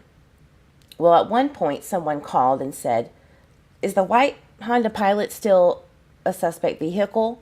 And somebody there said, no, we've already cleared them. And then they came back and said, oh, wait, we didn't mean that. And then said, let me just clear the air. That's not true. Well, Brandy had already said publicly that it was cleared, but distraction is a good thing or something like that. So my head's spinning. What is it? You can't get a clear picture when you call, law enforcement, just like you do with the Summer Wells case. What do you do? I mean, they won't update us. So all we have to do is, or all we can do is go back to what law enforcement states, right? But it's really never in line with Brandy's. So we have nothing to go on, even for a search. What do we do now? Gotcha. Also, they did state that they had dogs out there, but we didn't get an idea of whether they were they picked up on any scent. And we actually did a educational podcast on here related to scent dogs and how, hours later, if there's wind and stuff, it can actually change the scent's direction or change the location of where that scent originated from. Correct. Right. But here's the thing. Has law enforcement ever stated that they have confirmed seeing Michael Vaughan on CCTV footage? No. I don't think so. They haven't. Just the neighbor that reported him being at her house asking to play with the kids. Yeah, and that was the night before. She had misspoke on a post that said it was that day. So but it was wasn't. confirmed that it was not the day in question. It's never been confirmed, but she stated, and it got deleted, Right. that it was the day before. That's what she meant. But Okay. has law enforcement ever stated that they have confirmed that neighbors have seen him? Gotcha. No, we have not. At least anything I've read so far and reviewed have not stated that. And I actually have a video that I've got to pull up here in just a little bit because I want to show some things. But there's a couple questions that I do have for you now. So Brandy, it's reported that Brandy had 4 children, 2 with Tyler, which is Monkey and his baby sister, but there was 2 older from a previous marriage. Do we know the age of those other children, and where do they reside? So the 2 oldest ones they're shared custody between James, and we're gonna call them Blue and Ben. Blue is she's a girl. She is 16 now, 15 or 16, and then Ben, I believe, is 12. I just don't know their birthday, so it could have changed since then, but around that age. So they're So we got 16 and 12. yes, Okay. around that age. All right. So, and they weren't home. They weren't anywhere around the house at the time that this happened. So depends on who you ask, and depends on what day you ask her. So at first it was, what was it? She didn't go to color guard that day. You know, the flags and the dancing and I stuff. tried out for color guard. That stuff's hard. It is too hard for me. I did not make it. But then she did go early in the morning. Then Brandy came back home and went to work at 12:30. And then Kira was supposed to come back home at 4. We've heard 4:15, 4:23, 4:45, 4:35. But they do, from what Brandy has said, not law enforcement, Brandy has confirmed that she was seen on CCTV footage walking to the home around 4:30. We'll just say 4:30 to 4:45, okay? And she did not see Monkey. She saw him that morning and kissed him on the forehead, per Brandy, and but didn't see Monkey when she came back. At 4:30, and he wasn't reported missing until 7:30 that evening. 7:21 was the 911 call. We pulled the 911 call log from Payette County. Gotcha. And got that information too. So it is confirmed that 7:21 p.m. was the. 7:21, because I've got around 7:30. Let me find that in my notes because I like to have as up-to-date notes as possible. Now, Tyler has stated that he made the phone call. Brandy has changed that time so many times. It was at 7:04, 7:05, 7:10. But we know for a fact that call was made at 7:21. Now you're probably thinking, you're splitting hairs. Who cares? That's what, 15 minutes? No, that's a huge difference when you have a missing child. Yeah. Every minute counts. Every minute counts. But I just still find it odd that if they did see the sister, the older sister, the stepsister coming back at 4:30, and at 4:30, she didn't see or hear Monkey. I mean, whether you see him or not, you know, you're talking about a 5-year-old boy, you know, bouncing around, playing, you know, Minecraft type of kid, you know, just wants to play. And I can't imagine having a 5-year-old and a smaller child, that it's got to be too quiet in the house. And so at 4:30, she didn't hear or see him, but the father's stating at 6:30 that he went to change the diaper, and, you know, Monkey was in the living room. It naturally makes you, you know, speculate on that, just that information alone. We got another one. Is it true, and this has been coming up in the chat quite a bit, and I saw it several times, was related to the polygraph test. We heard that Tyler underwent, it sounds like a couple polygraphs or a few polygraphs, and may have not passed one or all of them. Do we know? Do you have any information on that? I do. So I just made a video recently. I have a whole playlist for Michael on my page. If anybody just gets confused about anything while we're working all of this out, right? Brandy has stated to the group that she was speaking with, where you have the released recordings, right? She stated that he failed. Brandy has also told Chris Madonna from the interview room that he failed the first time, and that the second time they asked him, "You'll never have to do this again." That was her answer for the second polygraph. That doesn't give Interesting, me isn't it? a fuzzy feeling, because just because you don't ever have to do this again doesn't mean good. It doesn't necessarily mean good. It means we've given you 2 bites of the apple. You're not passing. You don't have to worry about doing it again. Or it could be that, hey, you pass. We believe you. We're moving on. But that doesn't Right. sound like that, especially with that post, that update on the social media. Now, here's another question, just real quick. Did they mention a POI? I thought I seen that somewhere. I'm not sure what POI means, but Person of interest. Person of interest. Yeah. So just recently, they did a news thing about the birthday, because it was Michael Vaughan's birthday on June 24th, and they celebrated that near a park somewhere. But they did state, J.D. Huff gave an update stating that there were many persons of interest, and they have cleared many persons of interest. So you're like, do you still have some more? That's a lot of people. And not only that, but you would think that they would come out and say that they cleared the parents. And we haven't heard that in this case either, have we? Nope. They have never, ever cleared anyone. And here's the thing. There are a group of people that are behind, that's great. You always need support. You have a missing son. But the people behind Brandy and Tyler are almost fanatical in their way of trying to make things fit the narrative that they're cleared. I mean, we have creators on here coming to me saying they've been cleared. Michael's been seen on CCTV. They're saying things that have not been confirmed by law enforcement, and have also been stated by Brandy falsely multiple times. So I don't understand. I think people love Summer Wells so much, and they want justice for her, that they're blinded by how horrible that case is, that they don't want another one. Yeah. And that is not fair to Michael Vaughan at all. You have to look at the facts and get them. It might just be another one, but what's fair is to look at the facts and get it straight, and then decide if you think that, the parents might have, or holding back some information. Don't let that deter you. Right.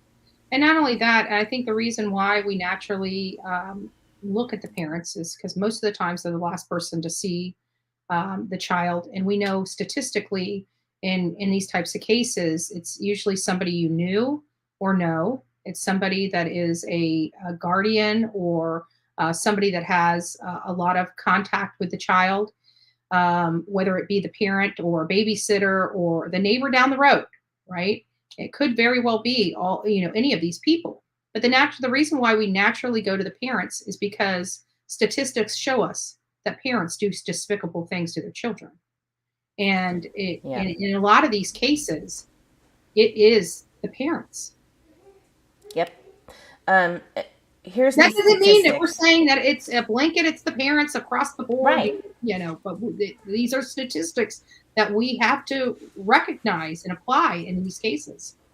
Right. The statistics are that a parental abduction is the number one type of abduction. But a lot of times people get abduction and kidnapping kind of crisscrossed, because some states do not define them properly. Mm-hmm. In Idaho, kidnapping is kidnapping. Anybody can kidnap someone, whether you're the mom, whether you're a dad, whether you're a friend, acquaintance, a stranger. Kidnapping is kidnapping. And that's why you see sometimes kidnapping charges on top of other nefarious things when a parent harms their child or whatever. So those things haven't been defined by law enforcement as to if it was a stranger abduction. They just say highly likely of an abduction. That's so vague, because there's at least 3 types. So really what we have to do is just look at what we know, what goes on around that community. J.D. Huff even said himself, we have grown up here. I have friends and family who grow up or who are growing up with little kids in the same community. I will make sure that we will find Michael.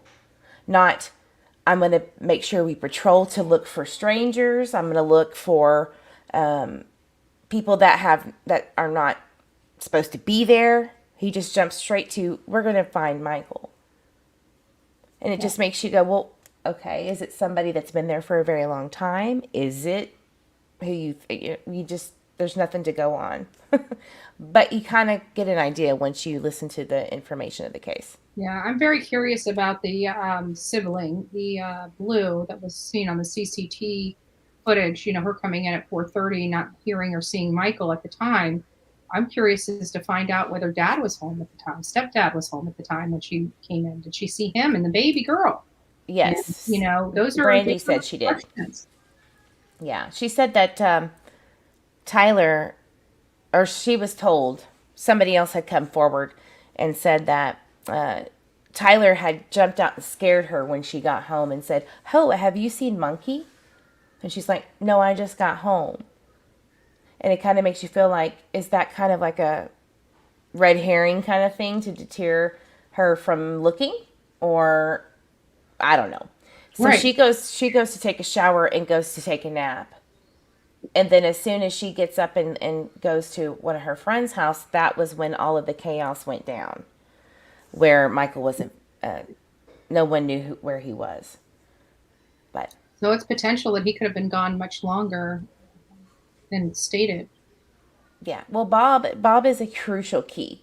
He is so crucial because, he lives there, first of all, and he could clear up so much confusion because, of course, a traumatic experience would make you forget little details, not the whole day, Right. but you would think that maybe, okay, you've got two people in that house that could explain where Brandy failed to explain, and they won't. And that in itself is questionable. Yeah. Hold on just one second. Anissa, I see you in here. If you can throw Eve's link to her channel in the chat, I'd appreciate that. Thank you. Yeah. Yeah, it's weird. And I know when we were in Rogersville, Tennessee, we chatted about this, and I was telling some other creators in here that we're going to be doing a kind of roundtable, just throwing all the facts out there, doing a brainstorming session and things of that nature. And I invited Justice for All to come and, be a part of that. Are we doing that tonight? We totally can. Okay. Yeah, I'm maybe 6:30, 6:37, maybe everybody will be over dinner. But how far away are you from me, hours wise? Are you 2 hours behind me or 1 hour? 1. Okay, so maybe 7, and then you'll have all the youngins bed by then. By 6. Mary said, did the grandfather take Michael somewhere? Good question. So there was a person that stated, so there is a babysitter. Now everybody at first was like, oh, the babysitter.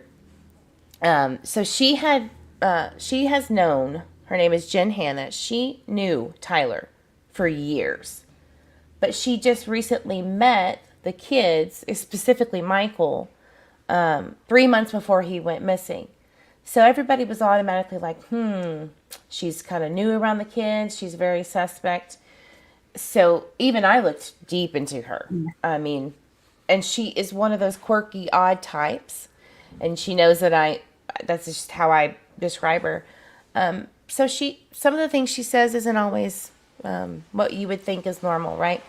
But we can kind of confirm some of the things that she stated where she was. We pulled some information and it checks out. But she loves Michael and she wants him home. And a lot of things that she said kind of helped clear up some of the confusion about the parents. And there's video footage of her being so sweet and kind to Michael and his little sister while they were babysitting. She's awesome. But she said that Tyler told her that Ilda, the boss of Tyler and Brandy's boss at Albertsons, called 911. Why? Why would she call 911? Kind That of would makes be you a wonder. problem for me if the parents weren't the ones that actually made the 911 call. I think that would be a little bit of a problematic for me. Yeah. Well, Brandy, after the fourth change in the phone call time for 911, one day somebody asked, why don't you just go through Tyler's phone and get the call log and just show everybody, like, let's just clear this up. And she was on his phone going through, and it was like, she said this, guys, and I have recording on my channel on this. She goes, well, it's not like anybody came and took, it's not like Tyler called anybody to come get our son. My mouth dropped. I was like, why would you say that? Like, what's the point of saying that? Yeah. It's odd. I'm curious. She refused to show any of those call logs. Yeah. Of Tyler. And she may not, that would be something that goes right to the integrity of the investigation. So it is possible that, she's not producing those because law enforcement has specifically told her not to. It could be, for a deception purposes. I mean, we really don't know. But, at the end of the day, there are some things that aren't jiving with this case. And I actually have something up, and I wanted to, let me see it. Where's the interview? Okay. So here's one that, let me see if I can load it again. We're going to have to listen to a, let me see. Oh, thank you, Justice for All. You were also such a great addition to the Vigil League. You guys so out there. Supportive. He's been great. I have to tell you, I am absolutely jealous because his makeup withstood the heat. Ours did not. We need to know what his makeup regimen is. Sorry. I looked like the guy from The Crow. Yeah. The black eyeliner just coming down my face. It was crazy. So here's one of the ones, and I think we're going to have to listen to an ad. So sorry, folks, but I want you guys to see this. It's start your business time. I think it's this one anyways. Let's see. Good evening. Thank you for joining us us here on this Friday edition of the News at 10. I'm Shira Matzazella, and we're staying on top of the search for the missing 5-year-old Michael Vaughan from Fruitland. Police say nothing has been ruled out, and the likelihood this case is possible abduction increases each day. Our Tristan Lewis joins us now with more about what partnering agencies are providing to the case. Tristan. Shira, numerous agencies locally and out of the state went missing on July 27th. Where is it? Sorry. We always want to remind people. Media programs share image, but they guys, don't believe I'm trying to get to a specific point. No matter where. No, this is not it. This is not it. Sorry, guys. This is not the one I wanted you guys to see. There was one that was the press. This must be it. Sorry, guys. Julia, yeah, I'll bring that up for sure. So this is the one that I actually wanted to show because this is where my problem lies with this case. This is where this is my biggest problem with this. So tonight your body clock is 3 time zones ahead, so you're up early. Grab us some coffee. I'll be right back. Good evening. We begin tonight in Fruitland and a mother's emotional plea asking for her missing son's return home. The search for Michael Vaughan, the 5-year-old boy out of Fruitland, continues this week, 115 weeks after he disappeared. There's a new reward for information leading to Michael's safe return with a deadline of March 31st of next year. Fruitland police say they will not give up on the search until Michael is found. Our Tristan Lewis has been following this story since it broke. Tristan, tonight, Michael. The reason I'm bringing this particular one up is because I want you guys to look at the mom in this. And again, I'm not speculating at this point one way or another. We're just bringing information that is odd and off about this case. And so, again, that's the whole purpose of me showing this. And this is what gets me. And this is not the first one. And I'm going to show you. Michael's family, they broke their silence really for the first time. So what are they saying? What is their plea? So, Mark and Kim, high emotions at the Fruitland Police Station today, and understandably so, as Michael's mother, Brandy Neal, asks everyone to continue searching for Michael. It has now been close to 4 months, and officers say they've received several credible tips that just don't go anywhere. But hope that Michael will be found continues on. It's now 115 days since Michael Vaughan was reported missing. 115 days of continuous search efforts. 115 days of community members sharing Michael's face and name. For Michael's family, it's been 115 days of unrest, just waiting to be reunited with their 5-year-old boy. 115 days. 115 days. He has not been home. For one of the first times since Michael's disappearance on July 27th, his mother, Brandy Neal, is... This is the problem I'm having, folks, right here. I just got out. This is the problem I'm having. I'm going to go back and I'm going to show you. She appears, and this has been my problem from the beginning. She appears to be crying, but there's not one tear coming out of her eyes, not one drop of water coming out of those eyes. She has all the appearances of crying, but I want you guys to pay attention. This is where my problem comes, and I'll answer your question in just a second, Vet Girl. But here's my problem. Let's watch it again. On July 27th, his mother, Brandy Neal, is speaking out. She's pleading for everyone to continue to share Michael's story in the hopes any information leading up to his whereabouts may turn up. We need every one of you. I need. This is my problem. And this is not the first time. When I first started looking into this case, I was on this little phone, right? And I saw something. I'm like, something just doesn't seem right here. So I actually, there's an ability to take your phone and because it's linked through, different apps, and you can throw it up on the YouTube app on any screen from your phone. And so I hit it and it popped up on my big screen, my 70-inch screen TV, so I could see everything. And I could not see a tear coming out of this woman's eye. And this was not this interview. This was a different interview. This was done, like, I want to say August something, a few days after, maybe it was a couple weeks after he was reported missing. She had her first press conference. She was in her house on her couch giving this press conference. And she was making the crying sounds. She was sounding stuffy. Her voice was shaking, but not one tear coming out of her eyes. And this is, again, she's crying on here with no tears. That has been my problem. It's just strange because this was a telltale sign in the Susan Smith case, which I had just recently covered. Otherwise, I wouldn't even have been none the wiser to her behavior. So I just want to show this to you guys. I need your help to bring my baby home.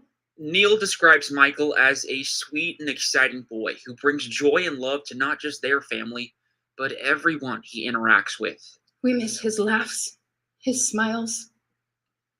We miss his hugs. Michael has a laugh that is beyond contagious. You can't help but smile and laugh when you hear his laugh. While looking at pictures of him that are used on missing persons posters, she can recount stories of the joy and laughter he brought. That smile was one of our most favorite camping trips. Without it, she says their family is broken. I need you to know how much Michael is loved. I need you to know how much he is missed. Neal feels that support people have given her and her family throughout the past 4 Make sure you watch JD Huff's face. Yeah. All of the community and the extended communities and everyone who continues to keep Michael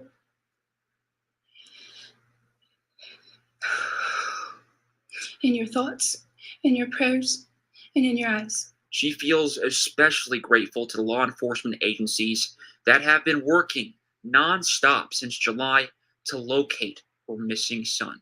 They have become family, and they are his son too.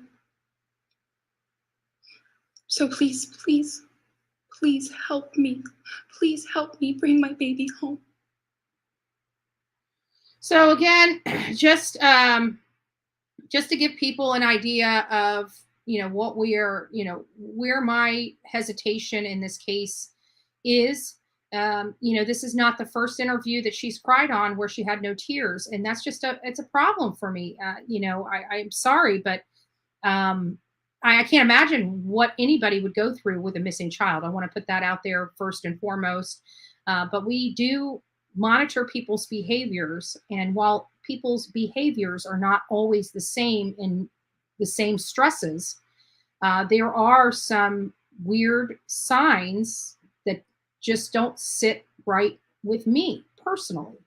Vet Girl asked if we can give a rundown, last time seen, who, location, 911 call. We did go over that, but I know there's a lot of people that are still joining.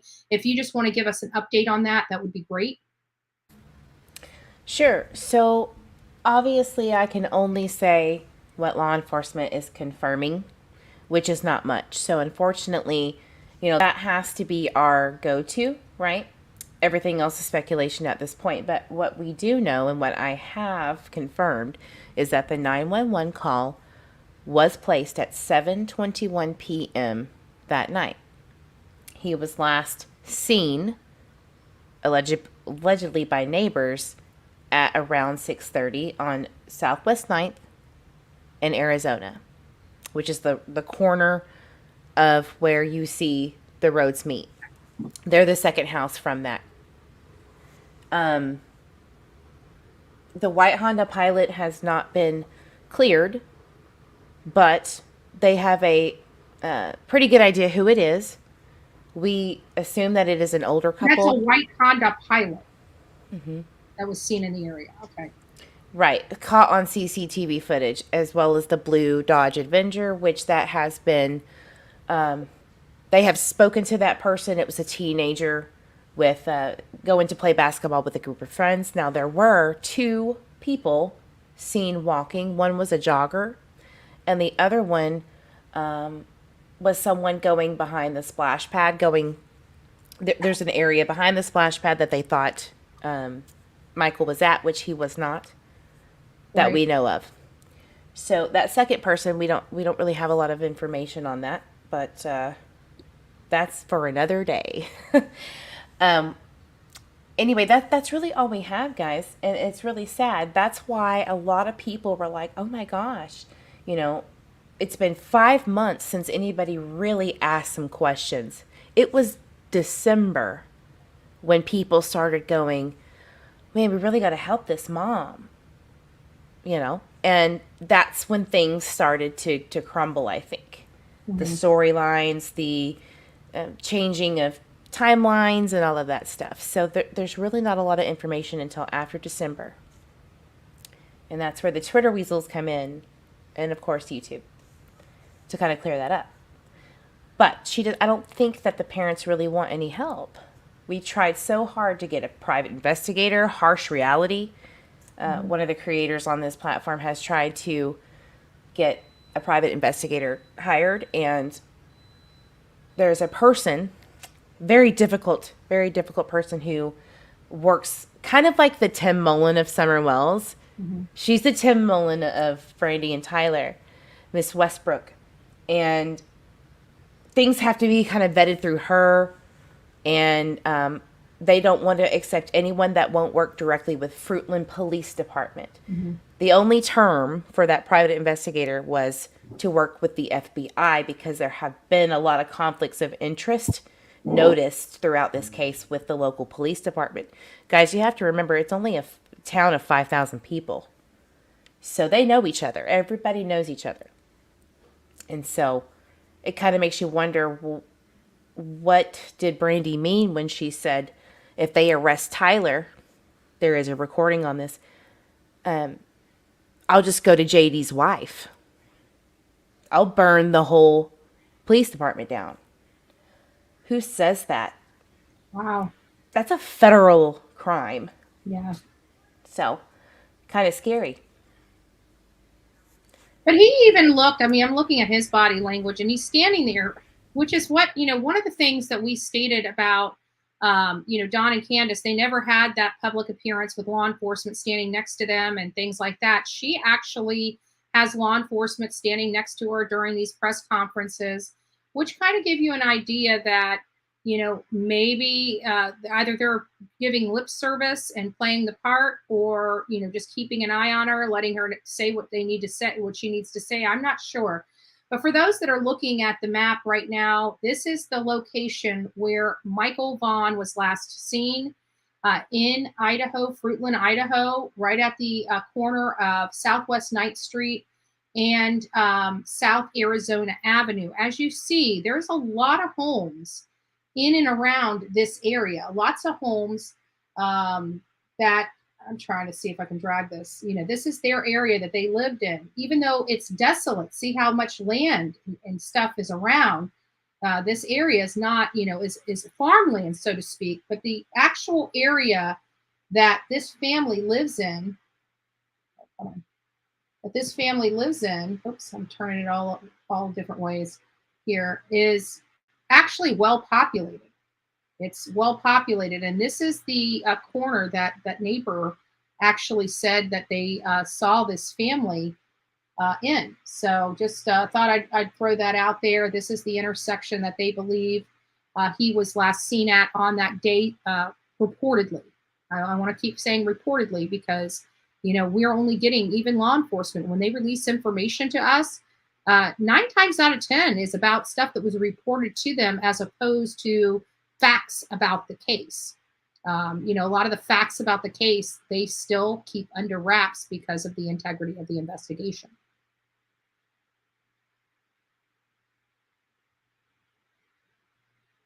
Absolutely.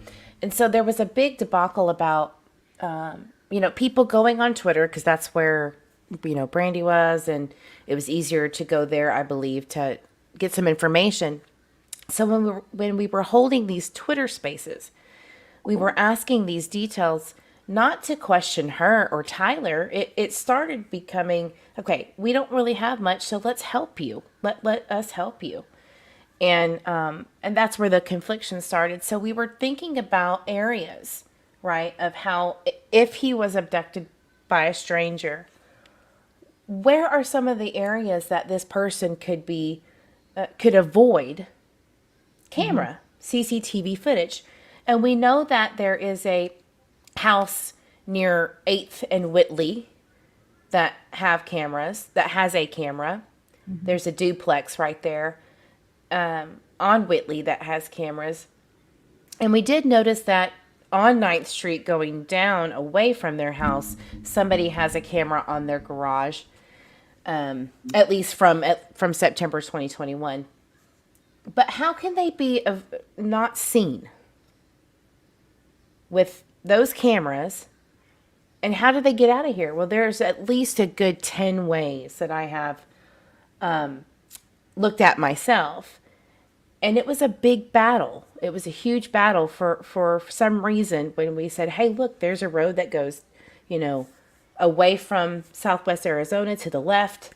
If you scroll downward a little bit, you'll see, yeah. So right at the very bottom left corner, you see this road. So bottom left, so down here?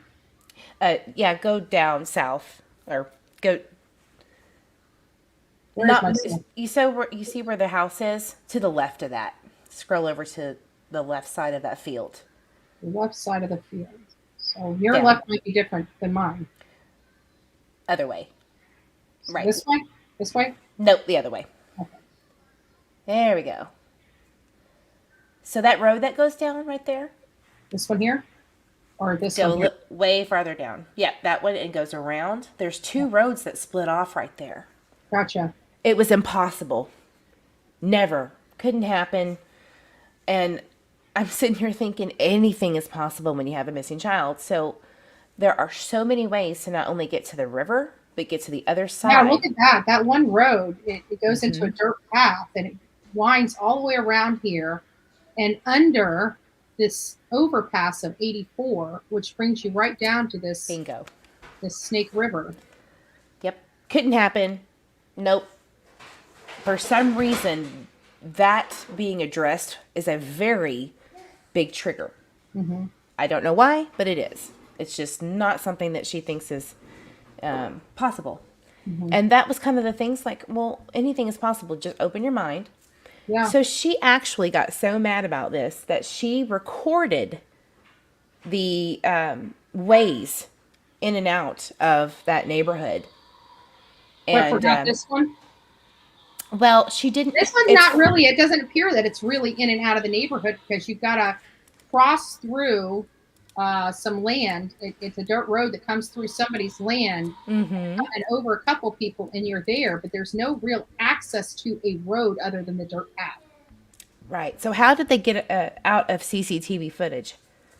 If we don't really have an accurate description of a vehicle that is sus, that is actually under investigation in Michael's disappearance, how did he avoid going to the main highway and not being seen on CCTV footage? Right. He had to have gone somewhere on the back roads, farm roads. And it's funny because I found a video the other day. Allegedly, there was cornfields just as high as it could be. Well, when I looked on a July 27th video, which is when Michael went missing, of this area, of some random person, I think it was like a farmer or something like that, there was no cornfields. They had already plowed through that. So that's kind of like the misconception that gets thrown out there. It's almost like you can't trust anything because you just... You see the inconsistency so often. So how do we get the information that we need to help find this little boy? Do law enforcement really need it? Is kind of the question. So Vet Girl is asking, on the alert, it said last seen by a field. Where would cameras be near that area? Where are we talking about home cameras? Yes. So home cameras. There is a... So here's where I'm assuming that they're talking about, because they said that he could be near a field. There's two fields here. You know, he's at this intersection was the last time somebody reported seeing him. And we're not even clear because it was reported by the neighbor, which has made statements online that it was the day before, not that specific date. Is that true? Is that not true? We don't know. But we do have the statement from the neighbor, and the neighbor is the one that said he was at this intersection the last time she saw him. And if that's not the case, if this was the day before, not the day of, this information may be way off, you know, because it was the neighbor that put this child right here. And there's a field, a vacant field here and a field here on this Google Earth. Just because there's no crops in it now doesn't mean that that was the case that day. There could these fields could have been fully cropped that day. Exactly. So what I can tell you is that the neighbors will not speak. I don't know if they have been told not to speak, but they will not answer any questions. Now, have we gone up to their door and said, hey, could you talk? No. But we've emailed, called, you name it, and they will not reach back out. And I do believe that the community of Fruitland feels a certain way, but doesn't say anything because it's so small. Everybody knows everybody. And it makes you wonder, are they scared to speak out? Do they know more? Are they trying to protect the integrity of the investigation? We don't know. So Idea Farmer, so how we do it here is we talk about the facts of the case, and then we speculate. We provide our own opinions based upon the information we have. Could those be wrong? People know, you know, our thoughts and opinions are just that, our thoughts and opinions. It doesn't necessarily mean that they're true. They could be true. They could not be true. But you know, irresponsibly speculating about Michael's parents. Oh, I must have something open. Hold on, let me pull this down. But I guess I didn't turn the phones off. So give me just a second. Let me hang this up. Yeah, we're not taking calls. Let me turn the phone off. Sorry about that. We'll be taking calls later. A lot of people. Oh, I'm sorry. That's okay. Go ahead. Everybody in the chat, if you knew, let me just say this. If you knew the recordings that we have, meaning a group of people who have been trying to help these parents because we do want their son home. If you only knew the recording data for all of your questions, you would be shocked. But it's so amazing to me how people just do not want it. They don't want to hear it. The other day I was listening to a live and they were like, we don't really care about what people say or what law enforcement says. And I was like, oh my God, what do you mean? We just support them no matter what. And we're not giving I can't do it. Support. We're not giving blank support here. I can tell you that. That's not happening, folks. Right. Blind support is dumb. And listen, if anything happened to me and my child or a friend, I would question even my husband. I would question the, babysitter. I'd question everybody until it made sense. And guess who doesn't make sense in this case? Yeah. The two people that last saw Michael, and they won't speak publicly. Yeah. I don't need anything else. Right. And just like the farmer, I mean, it's up for his interpretation. If he's looking at this information and has an opinion or a speculative statement related to his position, that's for him. That's for him or her. We never know who these people are that come in here, but they're always, it seems to me that there's always somebody that hates somebody else's opinion, but is okay to have their opinion heard, but nobody else's. So we don't play that here. Brandy and Tyler, I think is what they said. Let's see what Lori Davis says here. Brandy and Tyler just pushed through Monkey's Law to create an alert that Monkey never had. Idaho never had any kind of alert system.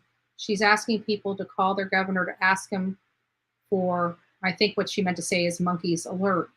And yeah, but see, my problem is here, and I'm on a different spectrum than this, is we don't need this many alerts. If somebody's missing, send out a damn, who cares what comes up on your phone when you receive the vibrating and the whoop, whoop, whoop, whoop, whoop sound, right? Nobody's looking to see if it's an amber alert, a blue alert, a purple alert, a silver alert, a white alert, a red alert. We're getting the information. We don't need all these alerts. And to me, if a child is missing, send out the damn amber alert. That was what it was there for. Even if it's a runaway child, who cares? That runaway child needs to be found before they endanger themselves. Yeah, to those that are like, we'll play the recordings. Have you even checked my channel yet? Yeah. Have you even tried? Right. I am not here for you. I'm here for missing children. So you can go check it yourself. Right. And not only that, but just let me pull you up just so I can show people how much information you truly have about this case on your page. I mean, you've done in-depth coverage of this particular case pretty thoroughly, in my opinion. So let me just go over here. Monkey. So the biggest, one of the biggest creators who are totally supportive. Oh, go ahead. Sorry. No, I'm not. We did visit the Fruitland Police Station this afternoon to find out any new details in Michael's case. Investigators were not available to talk, but earlier this month, Chief J.D. Huff told me he was not able to release any names of persons of interest in this case, but he says they do have many. Now, they are working through every new lead and have been able to clear many of those leads, and Fruitland Police are continuing to work with their partners with the FBI and the Idaho State Police. Huff calls this a criminal investigation.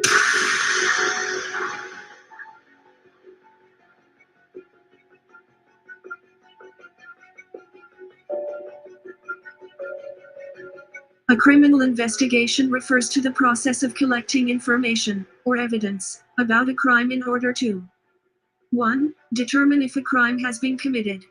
2. Identify the perpetrator. 3. Apprehend the perpetrator. And 4. Provide evidence to support a conviction in court. And law enforcement working on this case have said it is highly likely Michael has been abducted. Anyone with any information is asked to reach out to the Fruitland Police or the Payette Sheriff's Department. Contrary to public perceptions, there are not thousands of cases like that in Walsh or Coley class, and public fear of such incidents should be put in perspective.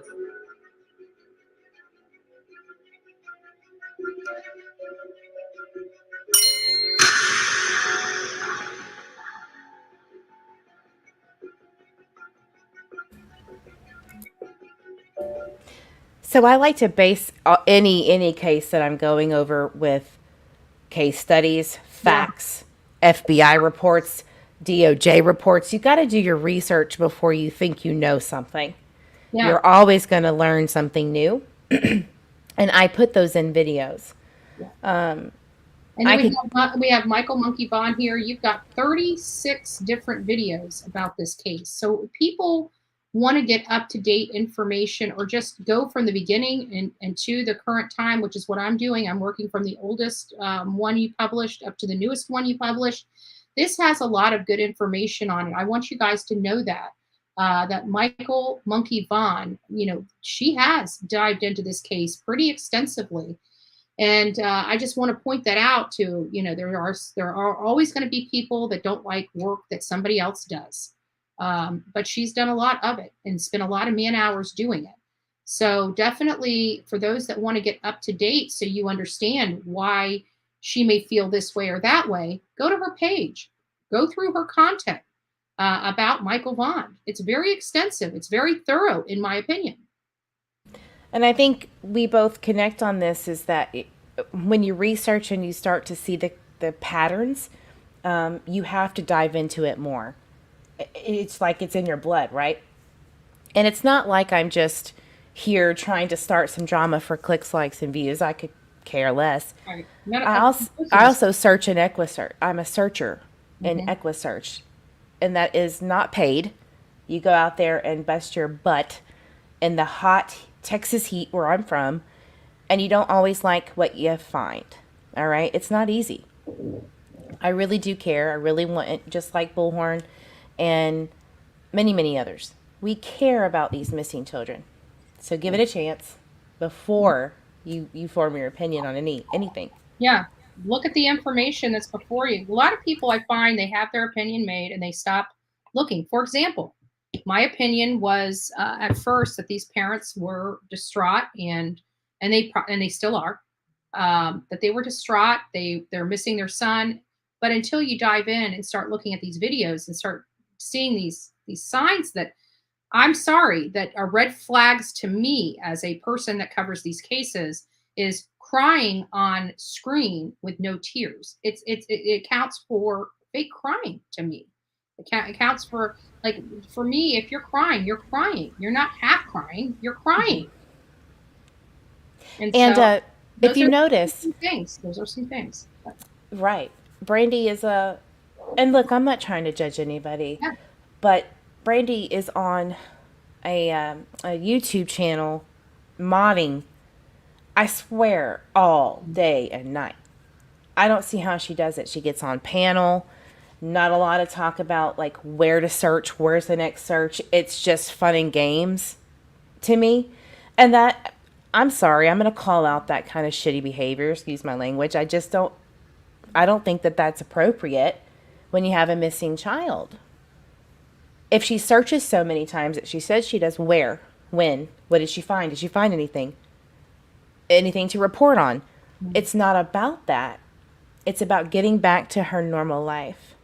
And that's a red flag. Yeah. And Samantha says, tells me, yes, Bullhorn Betty, get ready to, or I think she meant for backlash because Brandy has so many channels support. I've only seen 2 channels bring things that don't add up. Exactly. But you know what? This is, we try to cut through the noise. And not only that, but I receive nonstop backlash. I've received nonstop backlash since the day I debuted on YouTube. Bring it. Just bring it. Like you can't do to me what these other creators, you can't, it doesn't matter. I don't care if we're on the right side and really diving into these cases and pulling back the layers of onions and doing our best to show people the truth. I could care less about the backlash. I will stand on my hill. I will stand on my hill alone if need be. I have never been one that has needed to go with the flow.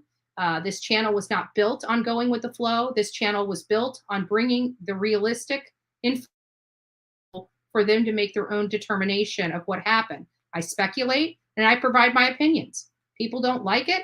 There is a way to go watch a channel that you like. It's very easy. That is true. And look, I don't need your unwavering faith or anything. It's not on the top of my list. I have other things to do. Right. And if we didn't bring up controversial topics and have controversial thought processes, people probably wouldn't pay attention to all this stuff out there. You have to have both sides to make an informed decision. Exactly. And that's what we were trying to do this entire time with this case. And unfortunately, to get the answers that we needed, we had to get Brandy. There's a quote from the FBI. People usually go back to their homeostasis, their true self, their baseline. And she did. And that's when the answers started creeping up. And the poor girl who really got close to Brandy had to record it. And just, it broke her heart. Because she was like, I was really on your side here. I was trying to help you, and now I can't because Michael, he's missing and he means more than my friendship to you. So I feel horrible for the girl that had to do those recordings, but those are where the answers lie. And sometimes it also gets more confusing when you listen to them. So what I'm trying to say is that speculation is one thing, but if you're going to allow a community not know if there's a predator out there snatching their children any minute, if you're not going to let them know that, then all we can do is try to find that person or try to protect that community because they matter too. Their children matter too. And a lot of people forget that about Summer Wells' community too. So we need to help them. Yeah. Yep. And Guidance, I will get with you on that question you asked earlier. But yeah, I'd like to be a part of that. But I'll get with you after this. Let's see here. Guidance says, Justice for All. Eve does a lot of work she doesn't put out for the community, including all of her work and profits from YouTube go to foundations and proper organizations that are legit and help the ones in need. And that's a lot of what people don't know about you is that you are a nonprofit and the money that you actually receive in is divvied up among other nonprofit organizations that align with helping children and missing people or the deceased. Yeah, so EquiSearch is one of them. Cold Case Foundation, murderdata.org, which that one is a specific organization that helps with crime data being sent to the FBI's database for accurate reporting. Because without those reports being accurately reported by local law enforcement, the statistics are crap. So we really need to hold law enforcement accountable to send those that data that they have of crimes correctly, because they don't always do that, and sometimes they can miss an entire year's worth because they just didn't double check. So we rely on those statistics. We rely on information in this type of world, the true crime industry. We rely on accurate, factual information from these things. So donating to them to make sure that they continue to stay up to date and factual is the name of the game. Yes. And really, you can believe it or not, just give it a moment to be neutral for a second and don't let Summer Wells' case jade you from trying to help understand another missing child's case. That is such a disservice to missing Michael Vaughan. Yeah. And all other children, Yeah, I agree.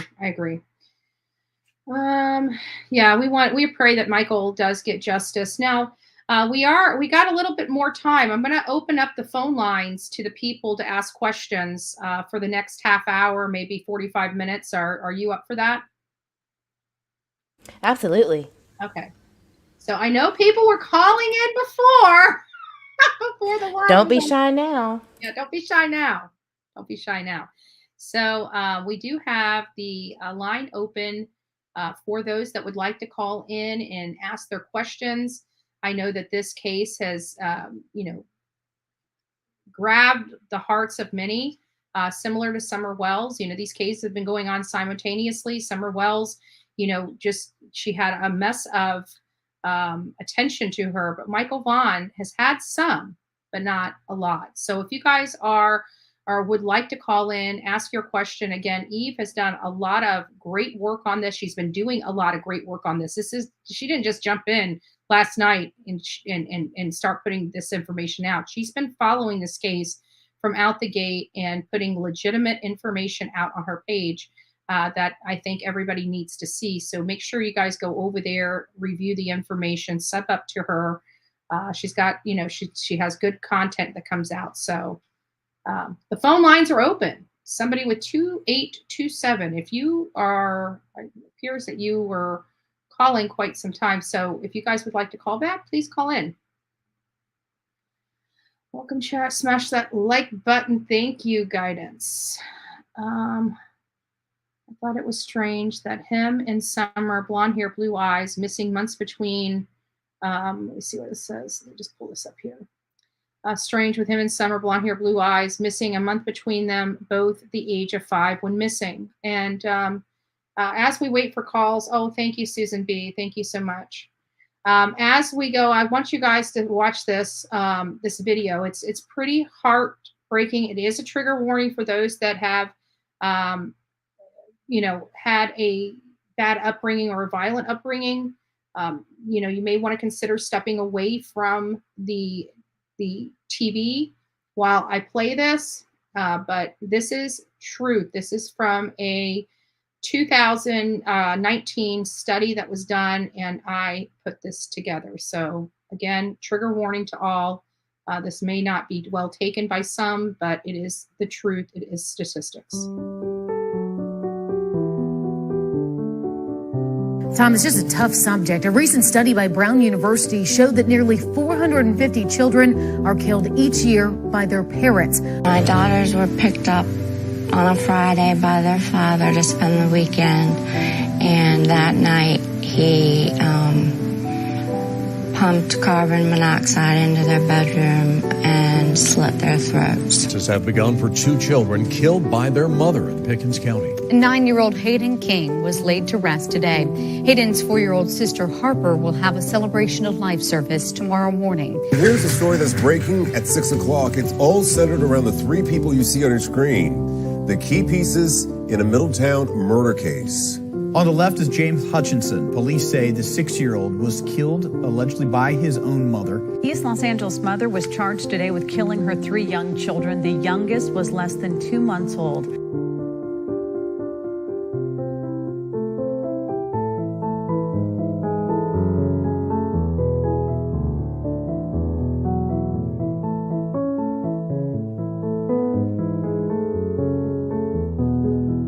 At 6 with breaking news. Good evening to you, friends. Greg Merriweather along with Elizabeth Val. Our top story today, that precious little 2-year-old right now. 2 people are facing charges accused of murdering little Nevaeh Allen. Investigators found the 2-year-old dead in Mississippi after several days of searching. One of those blamed in her death, the girl's mother, Lanaya Cardwell.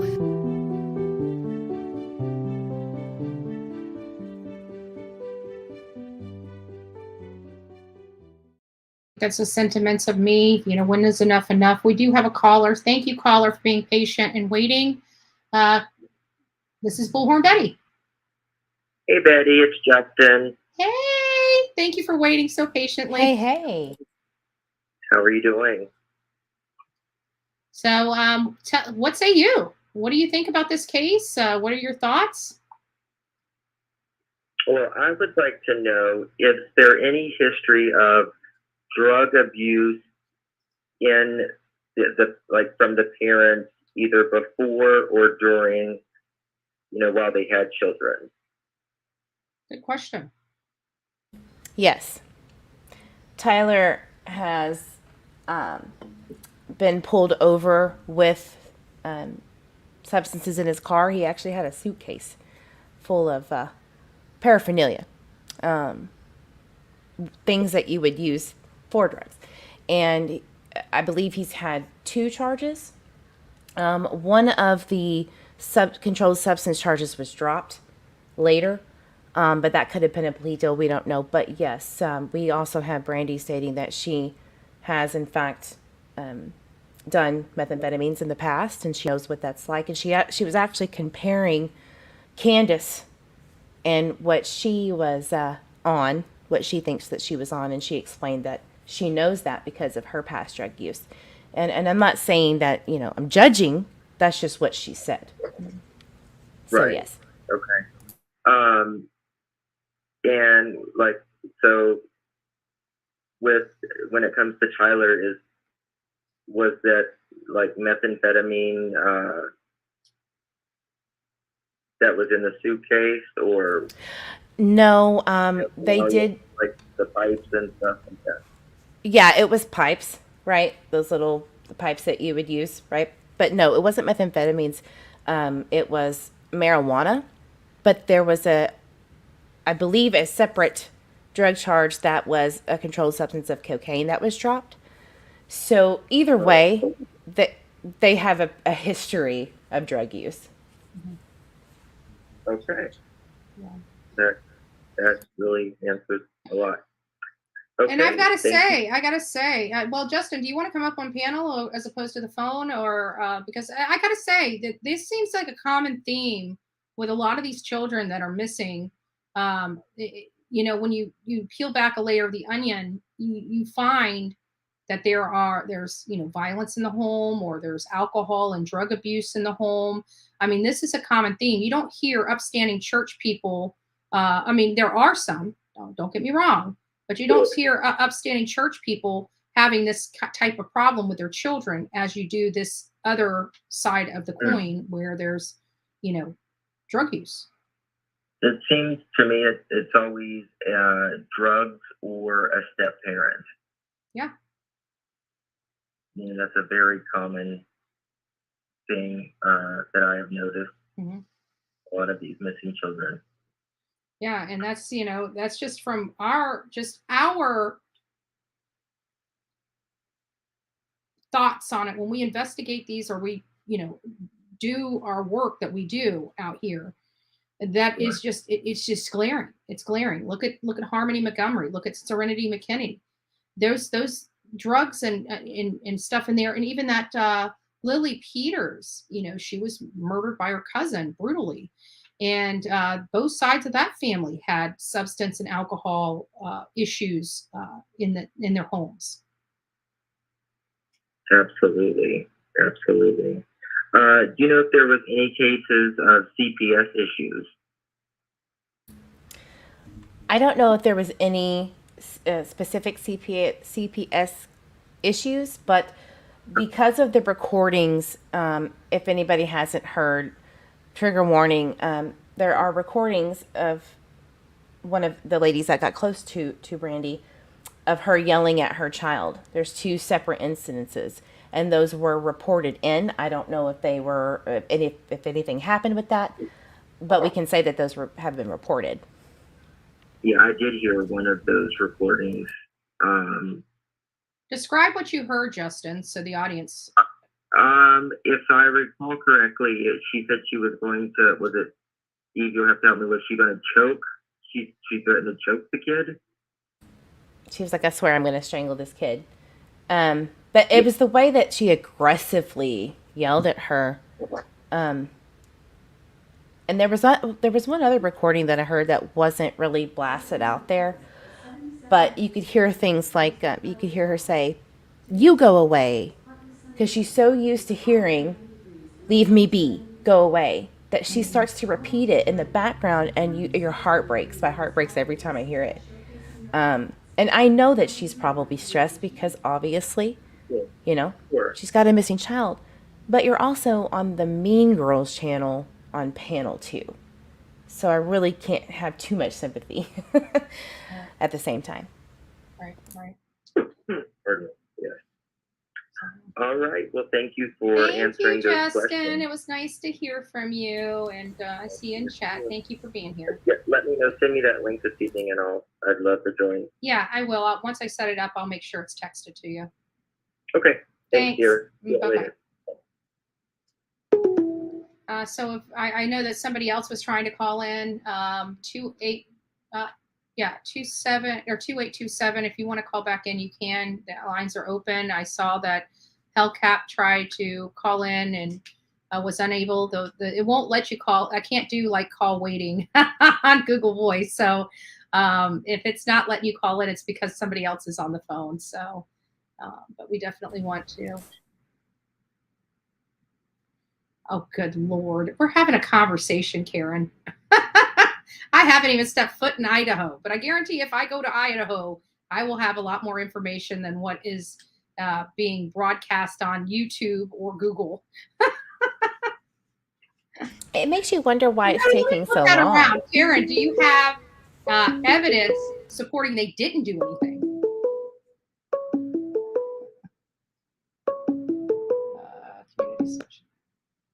This is Betty. Hey, it's Guidance. Oh, hey, honey. How are you? I'm good. How are you? Good. I'm halfway listening, but I was wondering if Eve has always mentioned about how Brandy stressed that she didn't want to waste time on anybody volunteering or helping. Wouldn't you want to be, I'll take anybody and everybody, kind of similar to the Summer Wells? That's where the relation comes. And then also, I forgot my second note.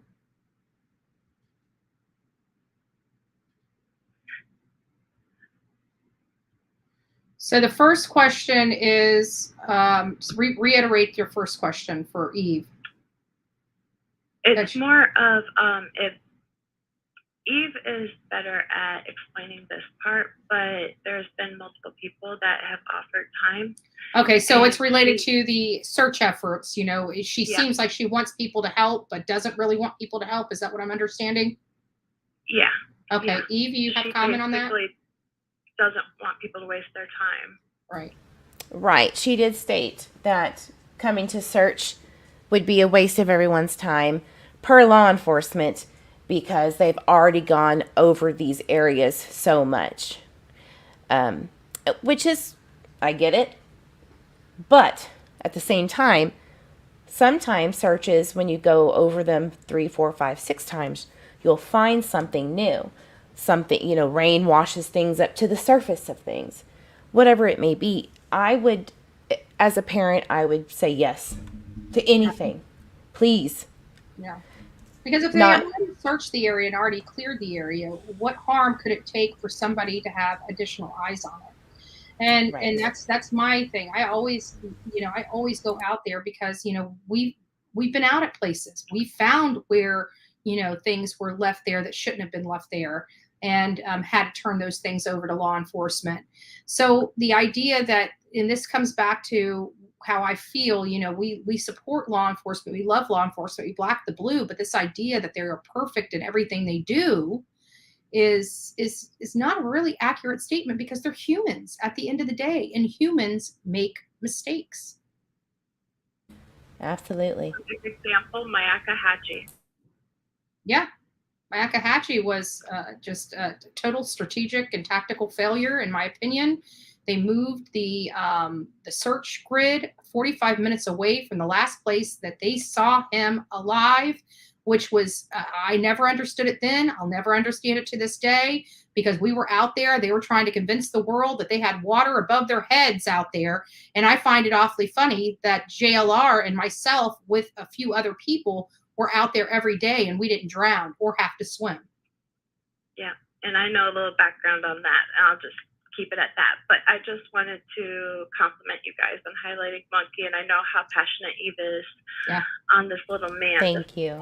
Home, and we love this little guy, and she's definitely got some awesome pinpoints that she has highlighted. And that's why we give the platform to people. We're not going to go with the flow of people. We're going to definitely, if we need to, if the stuff is there where we go with the same flow as everybody else, that's one thing. But everybody's just jumped on board and said, these parents are good people, but nobody's really looked into it, in my opinion, from what I can see online, outside of taking everything the parents say as true.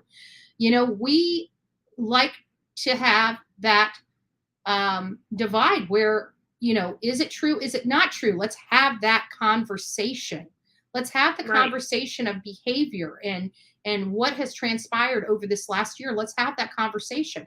Some people, this may enlighten them and they may be on board and say, the parents had nothing to do with this. This appears to be an abduction. But what if it wasn't? What if it wasn't an abduction? What if it's another one of these things where a parent lost their crap and went too far? We don't know. We're saying publicly, we don't know. But let's look at it. Yeah, there's a case study that a lot of slack, and a lot of other creators get a lot of slack that basically just asking the straight up facts. It's okay to ask the hard questions and to knock it off the table if you get a legit answer. And unfortunately, it comes with a backlash of a lot of hate, which is not right, because it should be more than complimented for asking all the hard questions that everybody should be doing. And not only that, but not just asking the hard questions, because we hear other creators asking the hard questions, but they're not saying, well, you didn't say that on this channel. Your answer to this same question on this channel was this. Can you tell me why it's solidifying their response in a way that not only lets them have the floor and tell their story, but also the fact-finding aspect. If you heard a different statement on a different channel, why aren't you saying, well, I thought on so-and-so's channel you stated he was out in the garage smoking as opposed to changing the baby's diaper. Why are those statements so different? Just ask, it's not just asking that tough question of where you were, what were you doing? Could your significant other have done something? It's asking, well, why is your story changing? It's a simple question and very politely asked. But the best question, I think, in the whole entire world, in our industry, is why. Yeah. When somebody answers or does something, ask why. Why? You'll be amazed at what you could find out. Yeah, and then also to highlight that one note, Chris McDonough tends to highlight it quite a bit. There's 3 lives to everybody: private, personal, and secret. Yeah. And I think a lot of people don't put that into the factor. But keep doing what you're doing. I got to get back to what I'm doing. All right, thanks, Guidance, for stopping by. Thank you, Guidance. You've been wonderful. Sorry to drive you crazy with this case. You're not driving us crazy. It's not driving crazy. I am honored to be a part of it. Yeah. Love you guys. Love you too. Love you. Have a great day. So we're just bringing awareness. You know what? His face is on yet another thumbnail and is getting recognized and attention across the world of YouTube. So there's nothing that could be wrong with what we're doing. People may not like what we're talking about, but that again is their opinion, and they don't have to like what we're talking about. We're still going to talk about it. Somebody asked about the grandpa, and I wish I had so much more information to give you. Unfortunately, the 2 people that were there that day, who potentially last saw Monkey before he disappeared, will not speak. They won't help, the mother of this child with the burden of that, because I truly think she doesn't want anyone to. And it's very odd. I asked my husband the other day, I said, if Michael was my son and he went missing, what would you do? And he goes, well, first of all, I would question you to the nth degree if you were the last one who was with him. And I would go out there and search until my feet bled, and basically all of the things that I don't see in this case right now. Yeah. Yeah. And we find that a little odd, even people, for example, I was out there for Stephanie Shenefield, which was the bartender that disappeared here in my own town. And we went out door knocking. We had no place to even search. We couldn't tell you. Many of you guys know she took a Uber over to Palmetto and was using substances, whatever that may be. We didn't know. Her friends didn't care. They just felt the need to go out and do something productive. So you know what we did? We went to the last place she was seen, which was in her own community, and we handed out flyers and we talked to neighbors. And what information we got from that was pretty explosive information about the comings and goings of that community, which was not necessarily the best information we could have, but it did paint a picture, and it did give us this idea that this could have been, going over to a dealer's house, having an episode, an OD episode, having a heart episode. We found all this out by being in her community, handing out flyers. That's where we found all this information out. Was she found there? No, she wasn't. Were we able to get a lot of good information that we can later apply and say, this all makes sense? Of course. So even though you don't have necessarily a place, most people that are missing their loved one don't care. They have to go out and do something that makes them feel like they're accomplishing something. And even if that means searching a community where they know she's not at, they still did. We still did.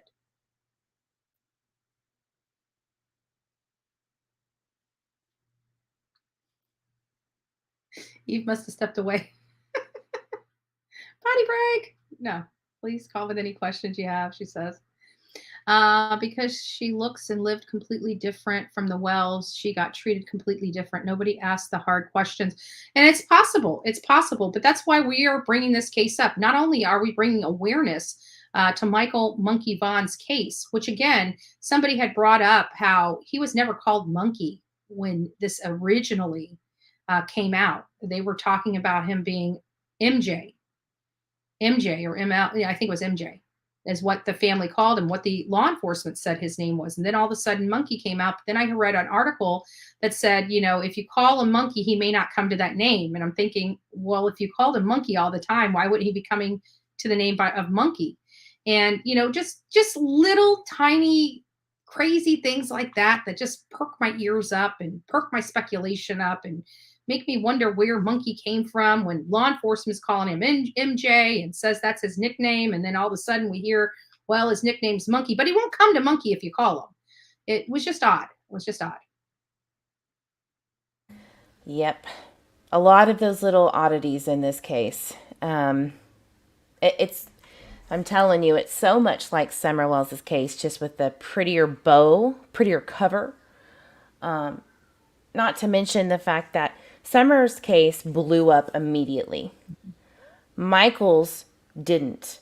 Michael's trailed for 5 months before somebody started really digging in, a group of people. And that's the biggest difference. And even then, when it did start to get some traction, Summer Wells was still priority number one. Mm-hmm. And so like I said, when you're looking at this case, please don't use Summer Wells' case, that the negativity and the trauma that we've experienced through it against Michael. That's so not fair. Yeah. And once you start to lower that emotional response of, oh no, Michael's just abducted, you'll start to really listen. This is Betty. This is Hellcat. Hey, Hellcat, how are you doing, love bug? Good, Betty. Good, how are you? Good. So what say you? What's that? I said, what say you about the Michael Vaughan case? Well, I went into this completely open-minded when I went to the birthday party. I was kind of on the fence with things I've read. Opinions kind of influenced me a little bit. Mm-hmm. But I went into it completely open-minded, and my daughter and I went, and sitting there, when I had noticed, I should say, that Brandy had showed up, I only saw her. So I told my daughter, I was like, hey, I only see Brandy, but her husband, boyfriend was standing completely away from her. Through the whole service, there was no really communication between them two, unless it was on camera, which gave me an odd feeling. And maybe that's just how they are. And I don't want to form an opinion because I don't know how they are in real life. So that's pretty. I mean, because when you see all the videos of like the press conference, there's another press conference where he's holding, and I thought it was odd. Like he's holding her hand, so he's holding, her hand's in his, so he's holding it this way, and then he's got his other hand kind of cupped over her arm and holding it, and it's like, he's almost holding on to her for dear life, it looked like. And Yes. this was on one of the press conferences they had with the sheriff there. And I just thought that was odd. And I kept seeing her kind of giving him a glance, and he was just staying straight forward. Like he didn't want to move but you could see there was just something. Yeah, I have to agree with you, Hellcat. There was something a little odd. It's really odd. I was sitting, because I made the news. I was sitting right by where they videotaped her. Mm-hmm. The news did, and they put the mic on her, and she had hugged him. And my daughter and I caught this, and I wish I would have got it on stinking cam. But she was whispering something in her husband's ear, like maybe don't say this, don't say that, and it could have been, hey, I got this, we'll be okay. It could have been something, but it looked odd. Right. So she put him on the other side of him where he wasn't by the mic, kind of, so he couldn't speak, was what I was feeling. Mm-hmm. Then the cameraman moved him to the other side so that Tyler could talk. And just the only time that I saw them together, even when we released the balloons, Tyler didn't stand with her. He didn't stand anywhere near her. I just got the most sickening feeling. Do you think maybe do you think there's the difference there because he's got a guilty conscience? I mean, I know that this is speculation, it's speculative in nature. It is. And like I said, I went in there with an open, I would have never known that they were a couple had somebody not pointed it out to me. I would not have known that sitting there. They were never, ever together unless it was on the camera. Mm-hmm. And but from the article, or I'm sorry, the news clip, you would think that they were thick as thieves, just holding on to each other like they were about to get blown away. It was crazy. I have pictures I took some pictures, and he's nowhere in the pictures with her. With my phone, I took some pictures, some still shot pictures, but then the cops came in, and this was another weird instance. They stood back, and the one just kind of stepped in. He had sort of a disgruntled look on his face. He did not approach either one of them, didn't console them, like tap them on the shoulder. How are you guys doing? Nothing like that. They came in, they stood there, and they left. And that was odd to me. Yeah, and somebody's in here saying that they're Susanna, our friend from Louisiana, is in here, and she says they're planning on getting married. And it's like, I'm sorry, guys, but that would, even if nobody had any, we're not partaking in this. I can tell you that when you have a missing child or a child that's lost their lives and they've been in the custody of one of the parents, whether it was their fault or not, there is lifelong lasting damage to that relationship. And, I hope that they give themselves times to find out what happened and to grieve over what happened before they make that step, because it is my understanding that marriages very rarely survive this type of situation. Now, granted, there are some, but not too many this day and age, just FYI. I do know that on cam, like you posted, I haven't seen her cry. Right. I seen her cry. I held her when she cried. I seen real tears. That's good. I experienced that. Now, if that was just a moment thing, I don't know, but I experienced that. Now, him, there was absolutely zero emotion from him. Yeah. None. And we find that and people always say, well, what does it matter? People act differently, Yeah, exactly. They act differently. It could be just him. But, there is a telltale sign. I mean, you've got a 5-year-old missing child. I'm telling you, my dad was a, hard worker. He was from the country. Boys don't cry. Boys just don't cry. They don't let their emotions get to them. That's the men of the day. That's the way they were raised. It's much different than the way we raise our kids now. But we raised children back then when my dad was growing up, where men don't cry. And I guarantee you, if anything had happened to my sister or myself, that man would be in a ball of tears. Yeah. The only other alarming thing is, I was standing there talking to her, and I mentioned your name, and because I was getting those things for you. And I asked, hey, can I bring some people in and we can help get some awareness to this case? And point blank, no. Mm-hmm. Because for them, it's not about these cases. Awareness. It's not about these cases. It's about personalities, and they let that screw with the cases. Because at the end of the day, I have a lot of information. We go out to these cases, we see it firsthand. We get the information. I spoke big of you. I said that I told her how you were involved in the Summer Wells case and what you've done for that case, and that this could be a positive thing for this case. And she said she wants nobody on this case and no help at all. Yeah.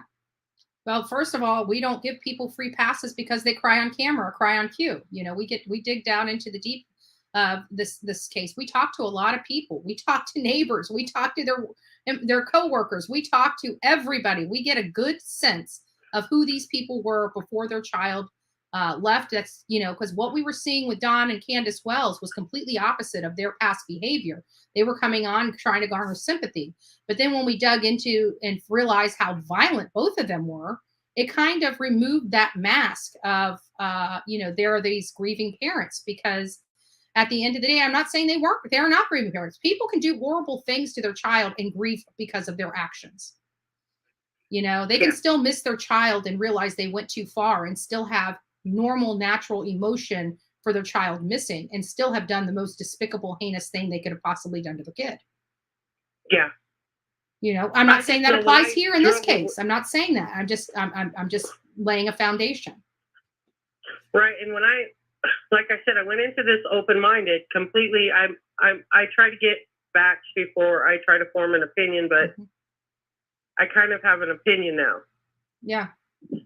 So what is your, now I want to make sure that this is disclaimed. This is an opinion. This is a speculation. It is opinion. Okay. So I don't want people saying, oh, they said this is true. No, we didn't. This is somebody's opinion.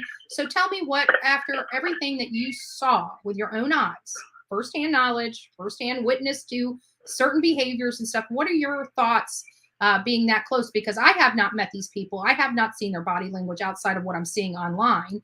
So you saw them in real life. What is your perception at this point? What did you feel? What was your gut? I first want to iterate that I have a son who sadly is in prison because of drugs. So I know firsthand drug usage. Yeah. I would 90% say that there's drug usage. Yeah. The jitteriness, the sores that were all over. Who had the sores? She did. I've got the article up if we want to play that. The entire birthday article. Okay, yeah, we'll do that in just a second. Let Kat finish, and then you can share your screen. And then she was up on stage, and I have a short video of that. She was dancing with kids, but she was kind of not steady, I guess would be the proper terms to use. And that could be anything. That could be emotions. That could be whatever. I just know the state of mind that it put me in. And I honestly felt bad for her. I will tell you, the woman can give an amazing hug. Whether it had been guilt and she hugged me, but she wouldn't let go of me. And she cried and cried and cried. So that hit some nerves in me, some sensitive nerves, because I felt for her. Mm-hmm. I don't know.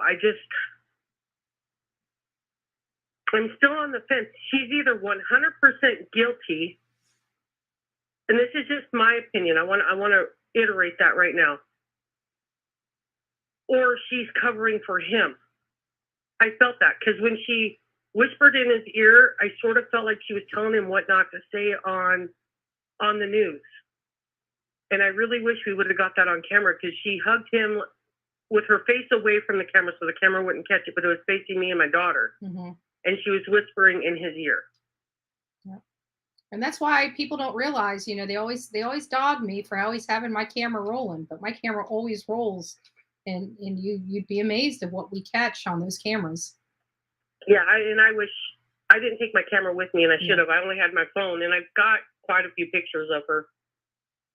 But I felt odd because the news guy was sitting right next to me, so I didn't want to roll my phone. And plus, we couldn't even hear what they were saying. Mm-hmm.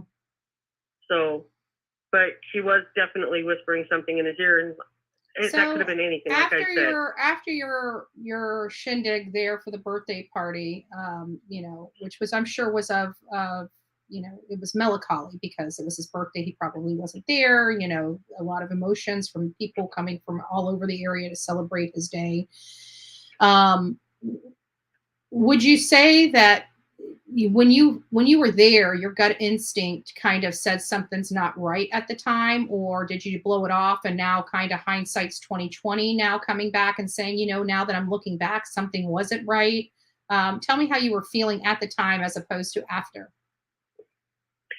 Going there, again, I was open-minded with everything that I had heard. So there's more to this, other things to the stories that I've been told that I will write you in an email, because I don't want to announce it here. Okay. I was open-minded, but I think it opened my mind to new things. It made my vision a little bit more clear on certain aspects of this. Mm-hmm. That it's more closer to home than we think. That's how I feel. Mm-hmm. And I'm not saying who's guilty, who's not, because that I don't know, and I'm not even throwing the gavel down, because I don't know. Yeah. That's just my opinion because of actions. Yeah, and I can tell you, I personally don't know one way or another. I mean, I'm more confident on the Wells case, but I've been out there, you know, 6, 7, 8 times since, you know, last year, and have talked to a mess of people. So I've got a good understanding. This one I have no understanding on. I'm only going by what we see out there, and you know, there's a lot of interpretations for a lot of what we see. Could they be? Could they not be? Were they involved? Were they not involved? Do they have any information that they're not telling people? You know, is this truly an abduction case? Could it have been a neighbor? Could it have been them? Could it have been the father losing his? I mean, what happens if Monkey came back home after sneaking out to go see if a friend could play with him, and coming back in and dad just blew a gasket? Like, how? We told you not to leave this house and just blew a gasket. We don't know. Yeah. The other thing, there was maybe, 20 people there? There was not even 20 people there. So that was just alarming to me, that the community didn't pull together. And we came from Canyon County all the way over there to represent us over here. Canyon County knows about it. I've got a poster up at my work. We've got a poster in my car.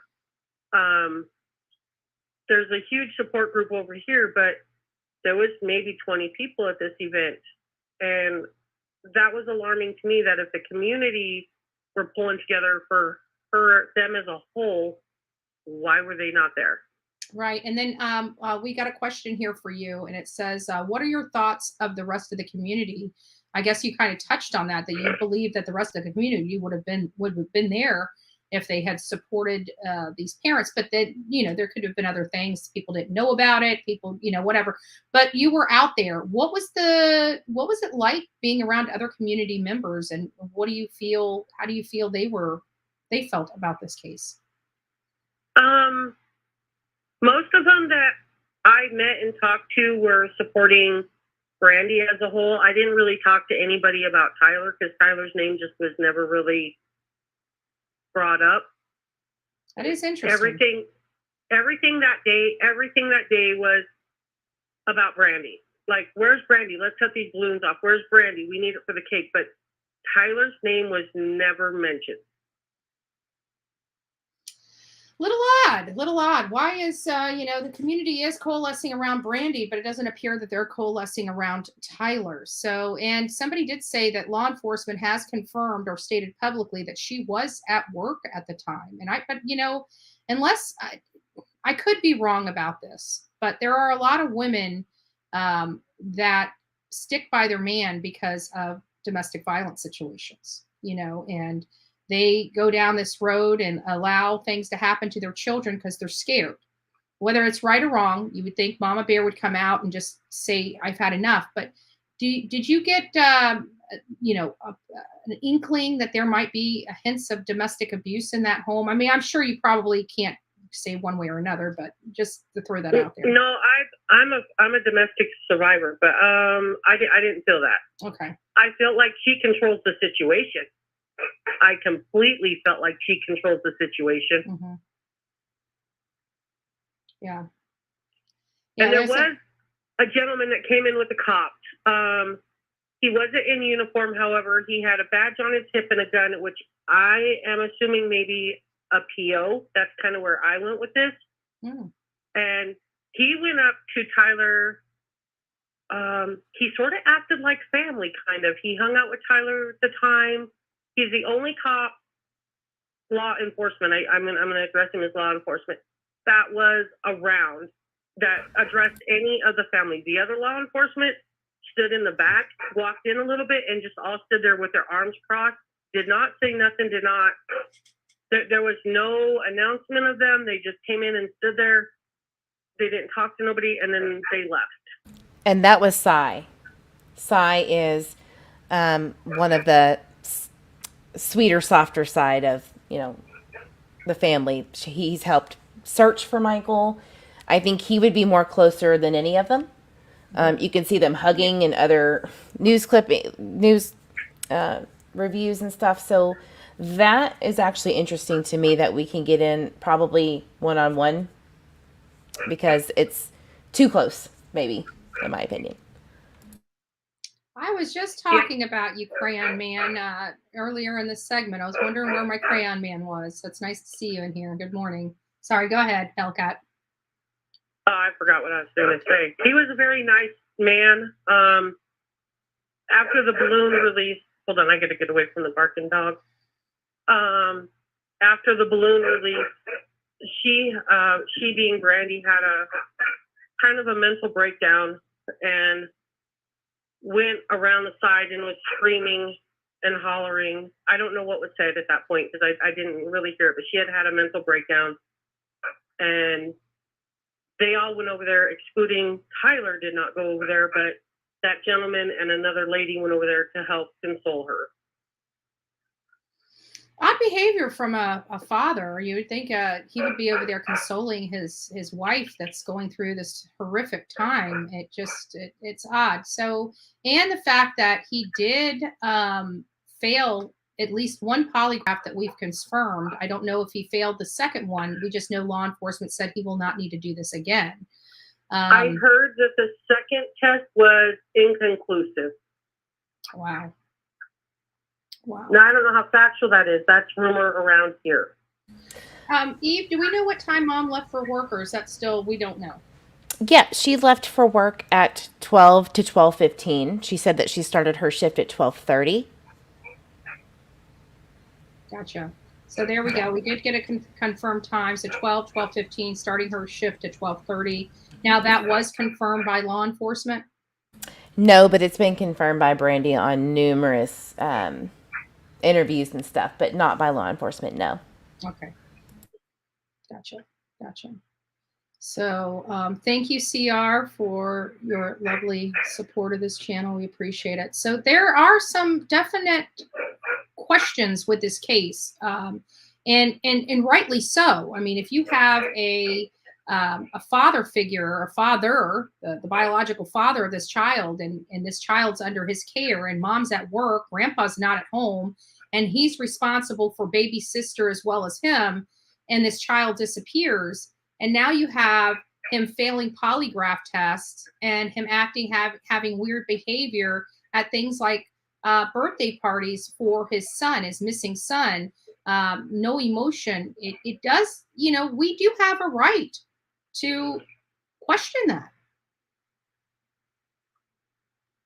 Yeah, I kind of left empty. I don't even know how to explain it. I'm definitely going to be doing more research on, and I'll email you later today. Perfect. On the other stuff that I was informed about, but I'm saddened by the whole case. I'm saddened by Summer's case. I've been knee deep in following Summer's case, and I want to involve people who are not going to, excuse my terms, but turn this into a shit show like Summer's case has turned into. I don't want that for this. I want positive. Yeah, I agree, but if it does,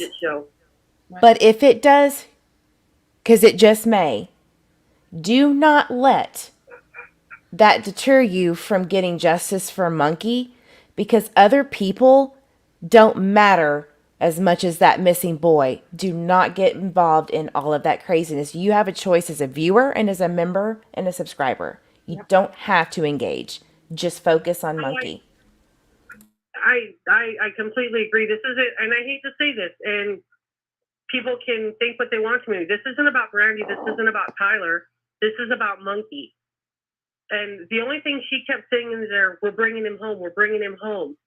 He's going to come home. And that came out of her mouth, but I personally did not hear anything from Tyler. I guess he did speak on KTVB shortly, but I have not listened to that. Gotcha. Well, we thank you. We appreciate your insight, Hellcat. Please call back. We're going to be covering more in this with this case. We're creating behind the scenes, brainstorming sessions that we can, creators can bring all their information and dump it so we can digest it. Okay, yeah, and if I hear anything, I'll get a hold of you. And I also follow Eve on other things too. So if I hear something locally, I'll contact you guys. And I'm sending your stuff out today. Oh, awesome. Do I have stuff? Yeah, the bracelet, the pin. Oh, that was from you. Okay. That's me. Sorry. Yeah. Like, am I getting something today? Yeah, people wanted me to get a P.O. box. I'm just handing out my address. I mean, I've been doxxed so many times. Everybody knows where I live. You want to come by and see Bullhorn Betty? Just knock the door. Well, if y'all come to Idaho, I'll help you find places down here. I actually might be committing myself to that trip. I'm not sure exactly when. I know it can't be this month or next month, but if this case is still not wrapped up in August, I'm actually highly considering an August trip to Idaho to look into this. So I'll make it there somehow if you go. And if I get any more information, then I will be sure to let you know. All right. I appreciate it. Thank you so much, Hellcat. Thanks, Hellcat. Thank you. Bye-bye. So, we get a lot of good information, and that's what's so important. I used to throw the link up. People didn't really like to come on and show their face or go through that. But with the phone system, people are able to feel a little more comfortable, in my opinion, to call in and give their perspective and stuff. And some of this stuff's not too far off. I mean, look at this. We got a person that's been following this channel for some time that was actually at this birthday party and could give us some real legitimate insight on what happened. If you want to go ahead and share your screen and play that clip, why don't we go ahead and do that now? I'm going to turn the phones off so we don't have an accidental call in while we're this. All right.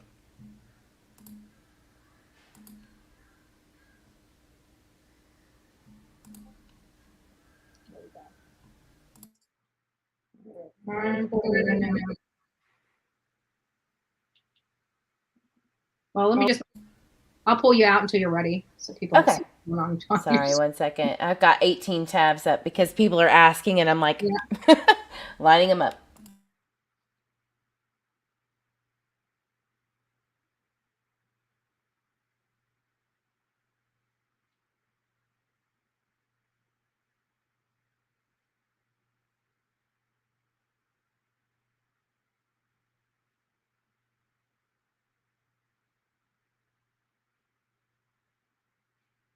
And for those that have not hit the like button yet, please do so. Okay, adding in.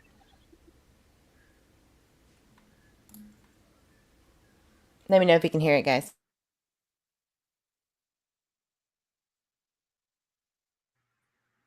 It took 6 months for my parents to find this place. Can y'all hear that? Can you believe that?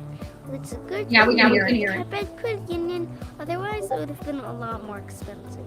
See, Gabby has this program called Lock and Locate, and Lock and Locate lets you. Well, he was cute. Please, please, bring Michael home, please, please, please. Well, the search continues for Michael Vaughan, the Fruitland boy who went missing nearly a year ago. Today is his 6th birthday, and community members are gathered today to honor Michael and support his family. Our Tristan Lewis was there with the family earlier today, and he joins us now with a look at it. Tristan. Shira, as you can imagine, it is a sad day for Michael's family as they come together for his 6th birthday. But they say it's still very important for them to get together to make sure and let him know he's loved and gets his story out there.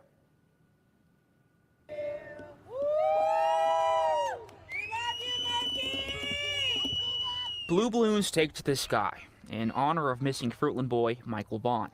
I hope he sees him. Friday is Michael's 6th birthday. Today is about his beautiful face and his life that was brought here to us and everyone here 6 years ago.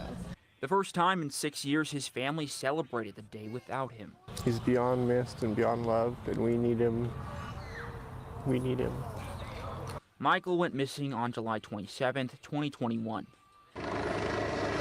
Nearly a year later, not many details have been released in the investigation as to what happened to him. But Michael's family continues to stay hopeful. He's coming home, and we're waiting for him. We're all waiting for him. Every single one of us are waiting for him, and we are going to bring him home. Community members, many who say they've never even met Michael or did not know his family a year ago, continue to step up to help. This is a hard day for anybody, and there's no map to this or, how to do this. Cassidy Burns, who owns Broken Halo Barbershop in Payette, says she works constantly to get Michael's story out into the world. We need to continue to share his face and support the family as much as possible. Sharing Michael's face is something Jamie Toscano tries to do as much as she can, too. I mean, I wear this when I go places and for any events and stuff, and my kids, I put pins on them too whenever we're going anywhere with high, traffic of people, and sometimes we get stopped and asked. Michael's family says seeing the support from their community is nice. They just hope Michael will one day soon see how much he is loved in person again. We won't ever give up. We have to stay vigilant, and as hard as it is some days, and bring him home. We're going to bring him home. That's what drives us, because we know he's out there somewhere, and we're not going to stop. We did visit the Fruitland Police Station this afternoon to find out any new details in Michael's case. Investigators were not available to talk. But earlier this month, Chief J.D. Huff told me he was not able to release any names of persons of interest in this case, but he says they do have many. Now, they are working through every new lead and have been able to clear many of those leads. And Fruitland Police are continuing to work with their partners with the FBI and the Idaho State Police. Huff calls this a criminal investigation, and law enforcement working on this case have said it is highly likely Michael has been abducted. And anyone with any information is asked to reach out to the Fruitland Police or the Payette Sheriff's Department. Shira. Tristan, I wanted to point something out really quickly to get your opinion, real quick. I thought that this little part was odd. Yeah. I think he's going to probably think the same thing as I do. Wait, go down and see if we hit on it. Okay. Well, first of all, the grin. That's just me. It was kind of weird. This right here is what got me. Listen to what the word was when explaining about Michael, okay?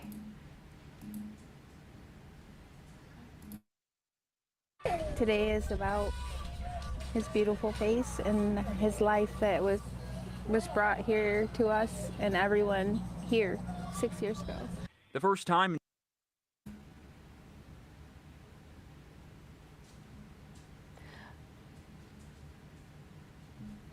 You caught one in the hatch, but I didn't go to where they first met with the news guy or person, and he, Tyler, I'm moving to, is the one that spoke, and I want to see how she kind of holds his stomach. Yeah, what I was playing was, it's almost like she caught herself. Yeah, They're celebrating that was, tense. and then she explained what an actual birthday is. I don't know. But can you find it where it's that one? This one? Let's see. I think so. And beyond love, and we need him. We need him. Michael went missing on July 27th, 2021. It wasn't that. Nearly But I'm getting information ago, ago. burned to says she works constantly to get James it's further as much as she can too. First time I wear this when I go places, and Today is Michael's 6th birthday. Today is about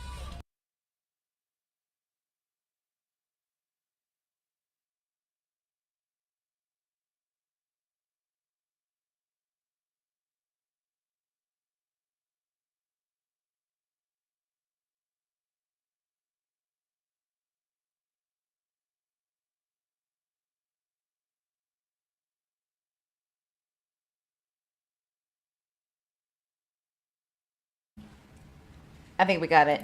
He is loved in person again. We won't ever give up. We have to stay vigilant, and as hard as it is some days. Right there. Bring him home. we're going to bring him home. That's what drives us, because we know he's out there somewhere, and we're not going to stop.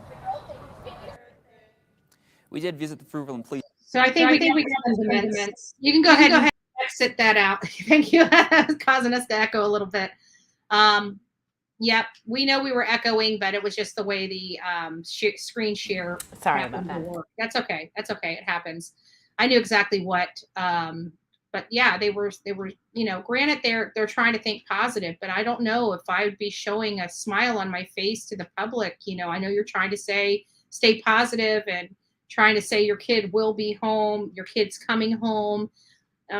But still, and then we hear Hellcat saying this is the only time when they were in front of the cameras did they have anything to do with each other this entire time that they were there. So this is what I talk about when we rely on Google and rely on news outlets, and people don't have boots on the ground finding out the real stuff, because what we see online is not necessarily the picture that's really there. Exactly. What I thought was interesting was the immense amount of the hand on the shoulders and the neck and the rubbing of the back. It's like, I know you're nervous, but my God, she's not going to fly away. Mm-hmm. There's a lot of comforting being either needed or projected. Like he's just trying to keep it together. And as hard as that, I'm sure it's stressful, right? Of course. But it's just so odd. Because in my mind, if it's the year of my missing child coming up and it's his birthday, I would be blubbering mess. Yeah. You could not get me on camera probably, because it would just be too hard. Yeah. It's just odd. And then keeping a straight face, or not breaking down. That's another thing a lot of people don't realize. There's a process of grieving, and when you're not, and this is through with everybody, you have this process of grieving, from denial to acceptance. There's a big a lot of waves of emotions that go through that process of grieving. And when people start diverting from that grieving process, or it's not looking right, everybody has a break. Everybody has that break where after that point it's uncontrollable. And you just don't see that in some of these cases. You see that in other cases, but not these cases that we've been covering here lately. And it makes you wonder why. And it's crazy because I was looking at some footage from the West Boys and how the community came out and pointed their finger at those adoptive parents and said, you know something. And the adopted parents went on and said, I kind of understand. We know that the first people you guys would point the finger at would be us because, we're taking care of them, but it's not. We do understand your point. And it's like, man, what a smug statement now that hindsight's 2020 and y'all's asses are now dealing with not only the murder of those children, but the fact that they disappeared 3 months prior to. And you had your other children help with the disposal. That's just some sick stuff there. Yeah, at this point, it doesn't matter what anybody says, but what law enforcement says and what the facts are, what you know to be true. Yeah. And usually law enforcement these days are keeping such a low, a hush-hush on the case that you have to listen and watch the parents, especially with these missing children. And I do appreciate some of the audience concern about me being bashed. Don't worry about Bullhorn Betty. We got this. We got this. That's why I came to you as well to make sure that, if anybody can get some answers, it's going to be Bullhorn Betty. Yep. It's been a year just like Summer Wells. Have that same passion that you have for Summer Wells for Michael Vaughan. Absolutely. So that we can continue with Cody Bixby, Oakley Carlson, Lena Keel, Harmony Montgomery. It's a chain reaction. So have that same spirit. And I just want to show you guys where they were last seen, or where he was reported last being seen. Hold on here. Let me just get this. And it was this area right here. That was where he was last seen at by a neighbor. But again, that neighbor has recanted a portion of their statement saying it was the day before. Even though that message was removed, it may have been removed to preserve the integrity of the investigation. But it was stated that she mistaken the day and it was the day before. So that's just, again, that's information that we've got, that we've shared with you guys. Does this mean anything? It doesn't. Are we blaming the parents? No. But what we're saying is something doesn't smell right. Something smells a little fishy in this case. Does that mean it's the parents' fault? Never said that.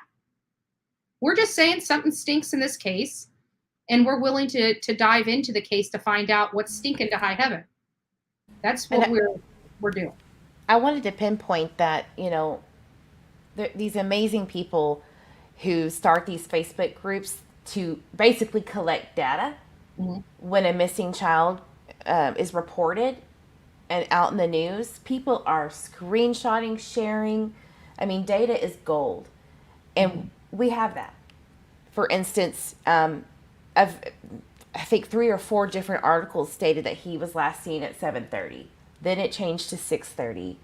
Then it stayed at 7:30 for a few days and said that the neighbors did not understand he was missing or realized it till 7:30.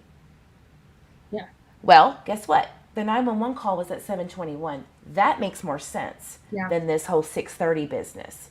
Yeah. So really, you have to go by what has been put out there by the news media too, and what has changed. That is a huge help in seeing what the inconsistencies are too.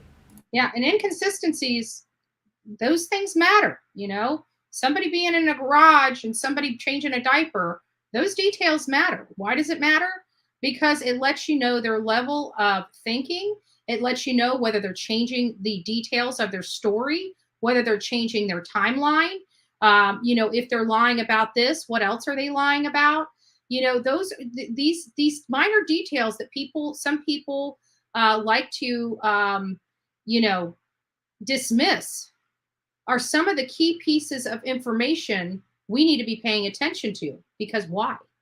Like I said, the best word anybody can have in this industry is why.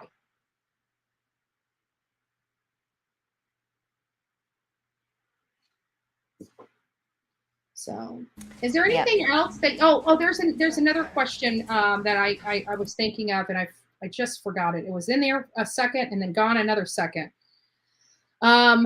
What was it? I can't remember. But we do know. Oh, thank you, Love Bug, our newest member. Got it. our newest member. True Crime with Eve. Oh gosh, not her. Not her. Get her out of here. We don't want her membership. No, I'm just joking. But thank you. Thank you for becoming our newest member here. Absolutely. You know, we've got a lot of questions because, you know, this child just disappeared. Look at that. I mean, lived there 6 years, no problems. And then boom, he's walking from a friend's and he meets the one creep in that entire community that day, that time. Does it happen? Yes. Don't mistaken what I'm saying. This stuff does happen. You know, 1,100 children every single year are abducted by strangers. And so you got to take that, but the totality, I just want to put this in perspective. 1,000 sounds like a lot, right? It sounds like a lot, but when you have 320 million people in the United States, it's a small percentage and very uncommon in the grand scheme of the total people in the United States. And when you have the fact that the parents are most likely involved in these types of cases, not always, but the statistics are not very good. It kind of makes you venture to say, what is going on with these parents? What do we know? Maybe I think this is what I was going to ask. What do we know about the background of these parents? Has anybody done a deep dive into the background of either one of these parents, of what their past has been, where they've lived? You know, is there criminal charges in other states that we don't know about, things of that nature? So I do know that Brandy has a, I think, reckless driving charge of some kind. But that was quite a bit ago, 2019.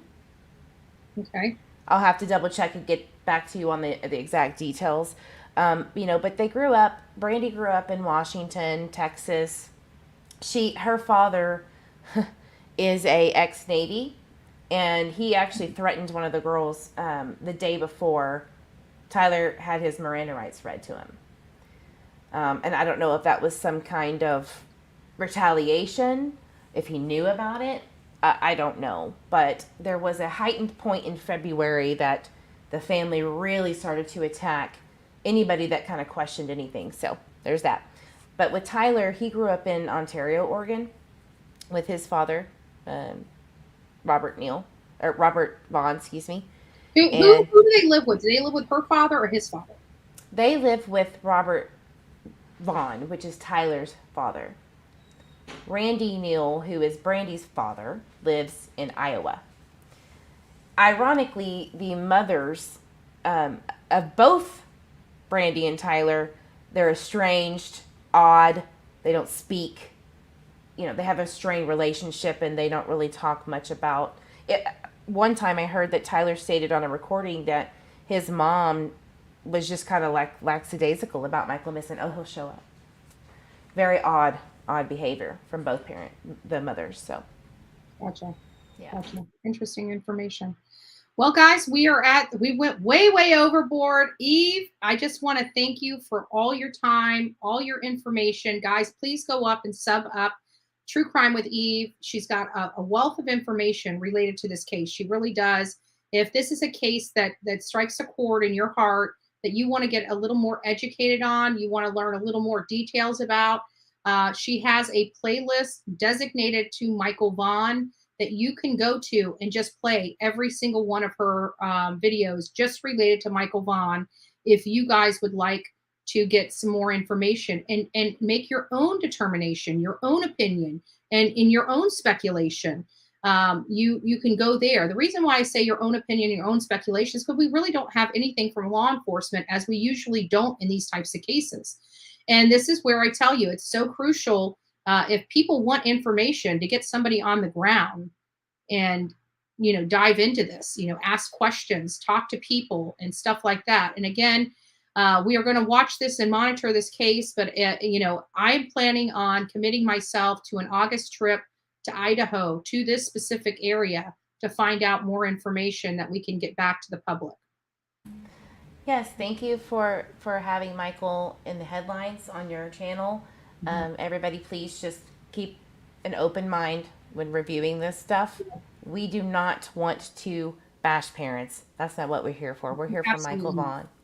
We're here for Michael Vaughan. We're here to find information, and we're here to peel back some layers of onions to make people more informed about this case. So without further ado, Eve, do you have any final words related to this? Any final words at all on this case or the Summer Wells case? Well, both law enforcement state we are still trying to figure out what happened leading up to their disappearance. How about that? Mm-hmm. And that brings me, I think this was my question. We heard that law enforcement from Idaho was actually corresponding with law enforcement in Rogersville, Tennessee. Is there any truth behind that you know? Not on paper, but there were discussions about that. So that's kind of interesting to me that it was the district attorney, I believe, and some detectives potentially. I'll have to dig that up, but that is very interesting. So how similar are Michael and Summer's case? Yeah. Maybe we need to dive into how similar they are. Yeah. Yeah. Take the parents out of the equation and just talk about the facts of the case. We might be a little curious and might be, you know, mind blowing. We'll dive in. We're going to keep advocating for these missing children. So again, Eve, thank you so much for all your help and understanding what we're seeing and what we're reading. I appreciate your time. Absolutely. Thank you, guys. And Jay, Justice for All, please contact me. I'd love to be on your panel as well. Yeah. Thanks, guys. Great. Have a great day. Bye-bye. So a big shout out to True Crime with Eve. Thank you for spending so much time and going over this information. You know, we try to make heads or tails of this stuff, but I thought we kept it pretty factual. I understand that some of the factual information is hard to hear for some people, you know, especially the behavior of Tyler Vaughan, you know, especially at that birthday party and his, you know, how he just kind of got close and hugged on her in front of the cameras, but was very distant to her and distance from the people when off the camera. You know, that's a little bit odd behavior. And does it mean anything? It could not. But it's definitely something that we are going to discuss here, because we're not going to not discuss the entire case. And the entire case includes the parents and their behavior. So again, just a big shout out. Thank you, Hellcat, for speaking. Thank you, Justice for All, for speaking. Thank you for all being here. This was a great discussion, great topic, and we will not let Michael's face disappear either. But I did want to bring up something to you guys, which is very hard for me to discuss. And I want to show you how I do it. There are a lot of children that are missing. And we talked about, you know, the National Center for Missing and Exploited Children being the clearinghouse for the Amber Alerts. So I came in here and I said, you know what, I really want to see what are we looking at for children, say, under the age of 8. So I didn't put any other criteria, no location, no name. I want the most recent brought first. And our cap is 8 years old and younger. And so I submitted this. Look how many beautiful babies that are missing. 131 meet that minimal criteria of 8 years and younger from all over the country: Texas, Oklahoma, Massachusetts, New York, South Carolina, North Carolina. These beautiful faces that are getting absolutely no attention by social media and have disappeared. And we see some of the cases we have discussed. Cody Bigsby, right? Out of all these faces before Cody's Bigsby that have disappeared since him, have not even been touched by us creators that are here advocating for missing children. Haven't even been touched.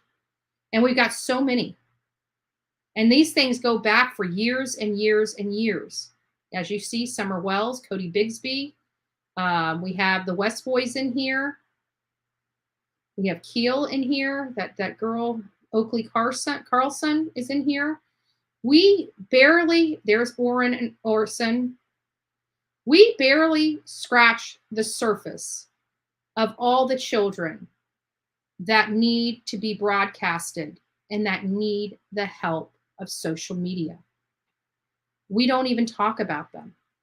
And I think it's time that if creators are truly here to help these children, that we start truly trying to help these children.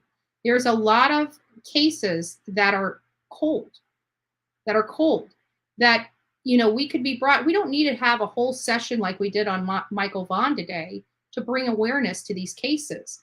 What creators can actually do is just pick a case on here and throw them up for a few moments on their show and say, here's another person missing out of Houston, Texas. Let's do that now.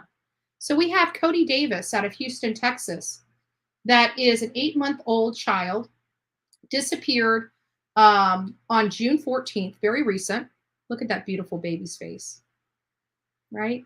Just beautiful. 8 months old. She may be in the company of an adult female. Cody may need some medical attention.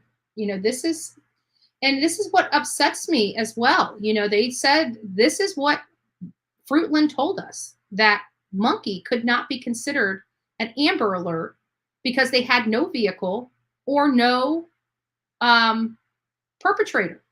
I call BS on that. Because this first one that we brought up, this beautiful baby, oh my gosh, that baby's face is killing me. Just killing me. Too cute. Heartbreaking.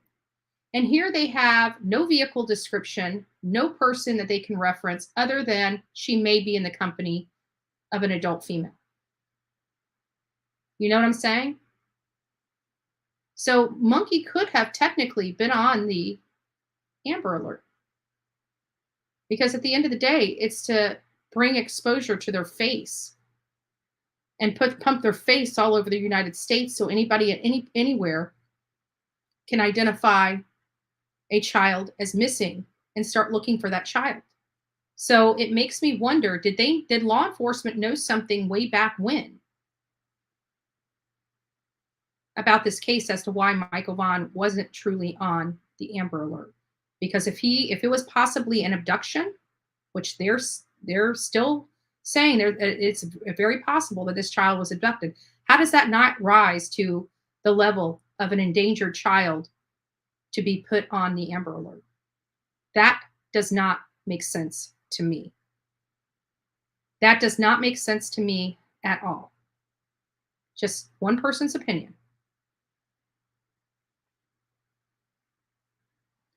Let's see, what does Justice for All says? He says, to be fair, there was more of a reason for a car for Monkey than there was in Summer Wells' case, because at least we had a couple cars and videos, a couple cars on video with Monkey's, I'm sure in and around Monkey's house or something like that. I'm not sure if you finished your sentence, but that's okay. I'll finish it for you.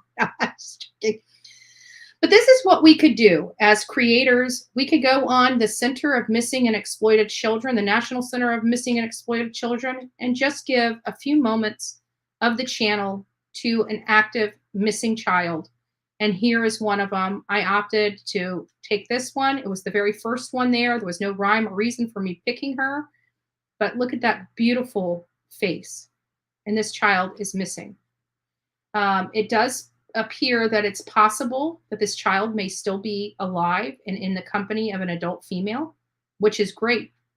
Those are the best kinds of missing people, where there is an actual, you have hope that this child is going to come back home and come back home safely.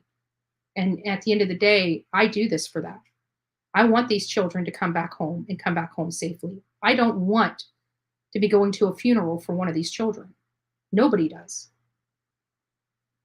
So with that being said, we do have a child missing out of Houston, Texas, 8-month-old Cody Davis. If anybody has any information related to this child, or have seen this child, or have been in the area, please call 1-800-THE-LOSS or Harris County Constable's Office in Texas at 713-643-6602.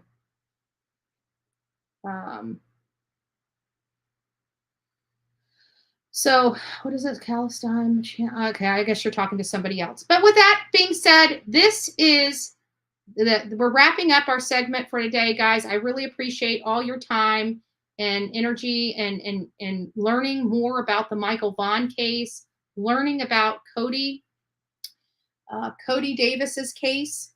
And we will start showcasing some of these missing children on this channel because it's that important to Bullhorn Betty channel, Bullhorn Betty subscribers, and Bullhorn Betty members. So thank you all for being here. God bless each and every one of you. Guys, go make it an amazing Tuesday. You guys got a lot of stuff to do, and I hope you go do it and do it well. Don't forget to be fearless, folks.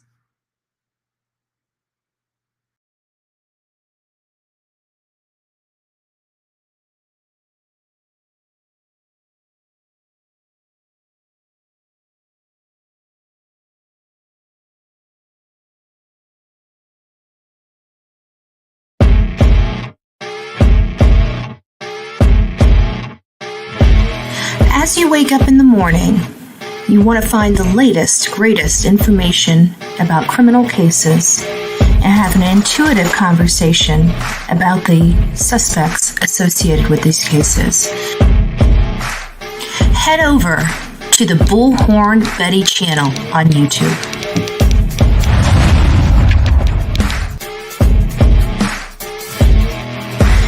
Breaking news right here on the Bullhorn Betty channel.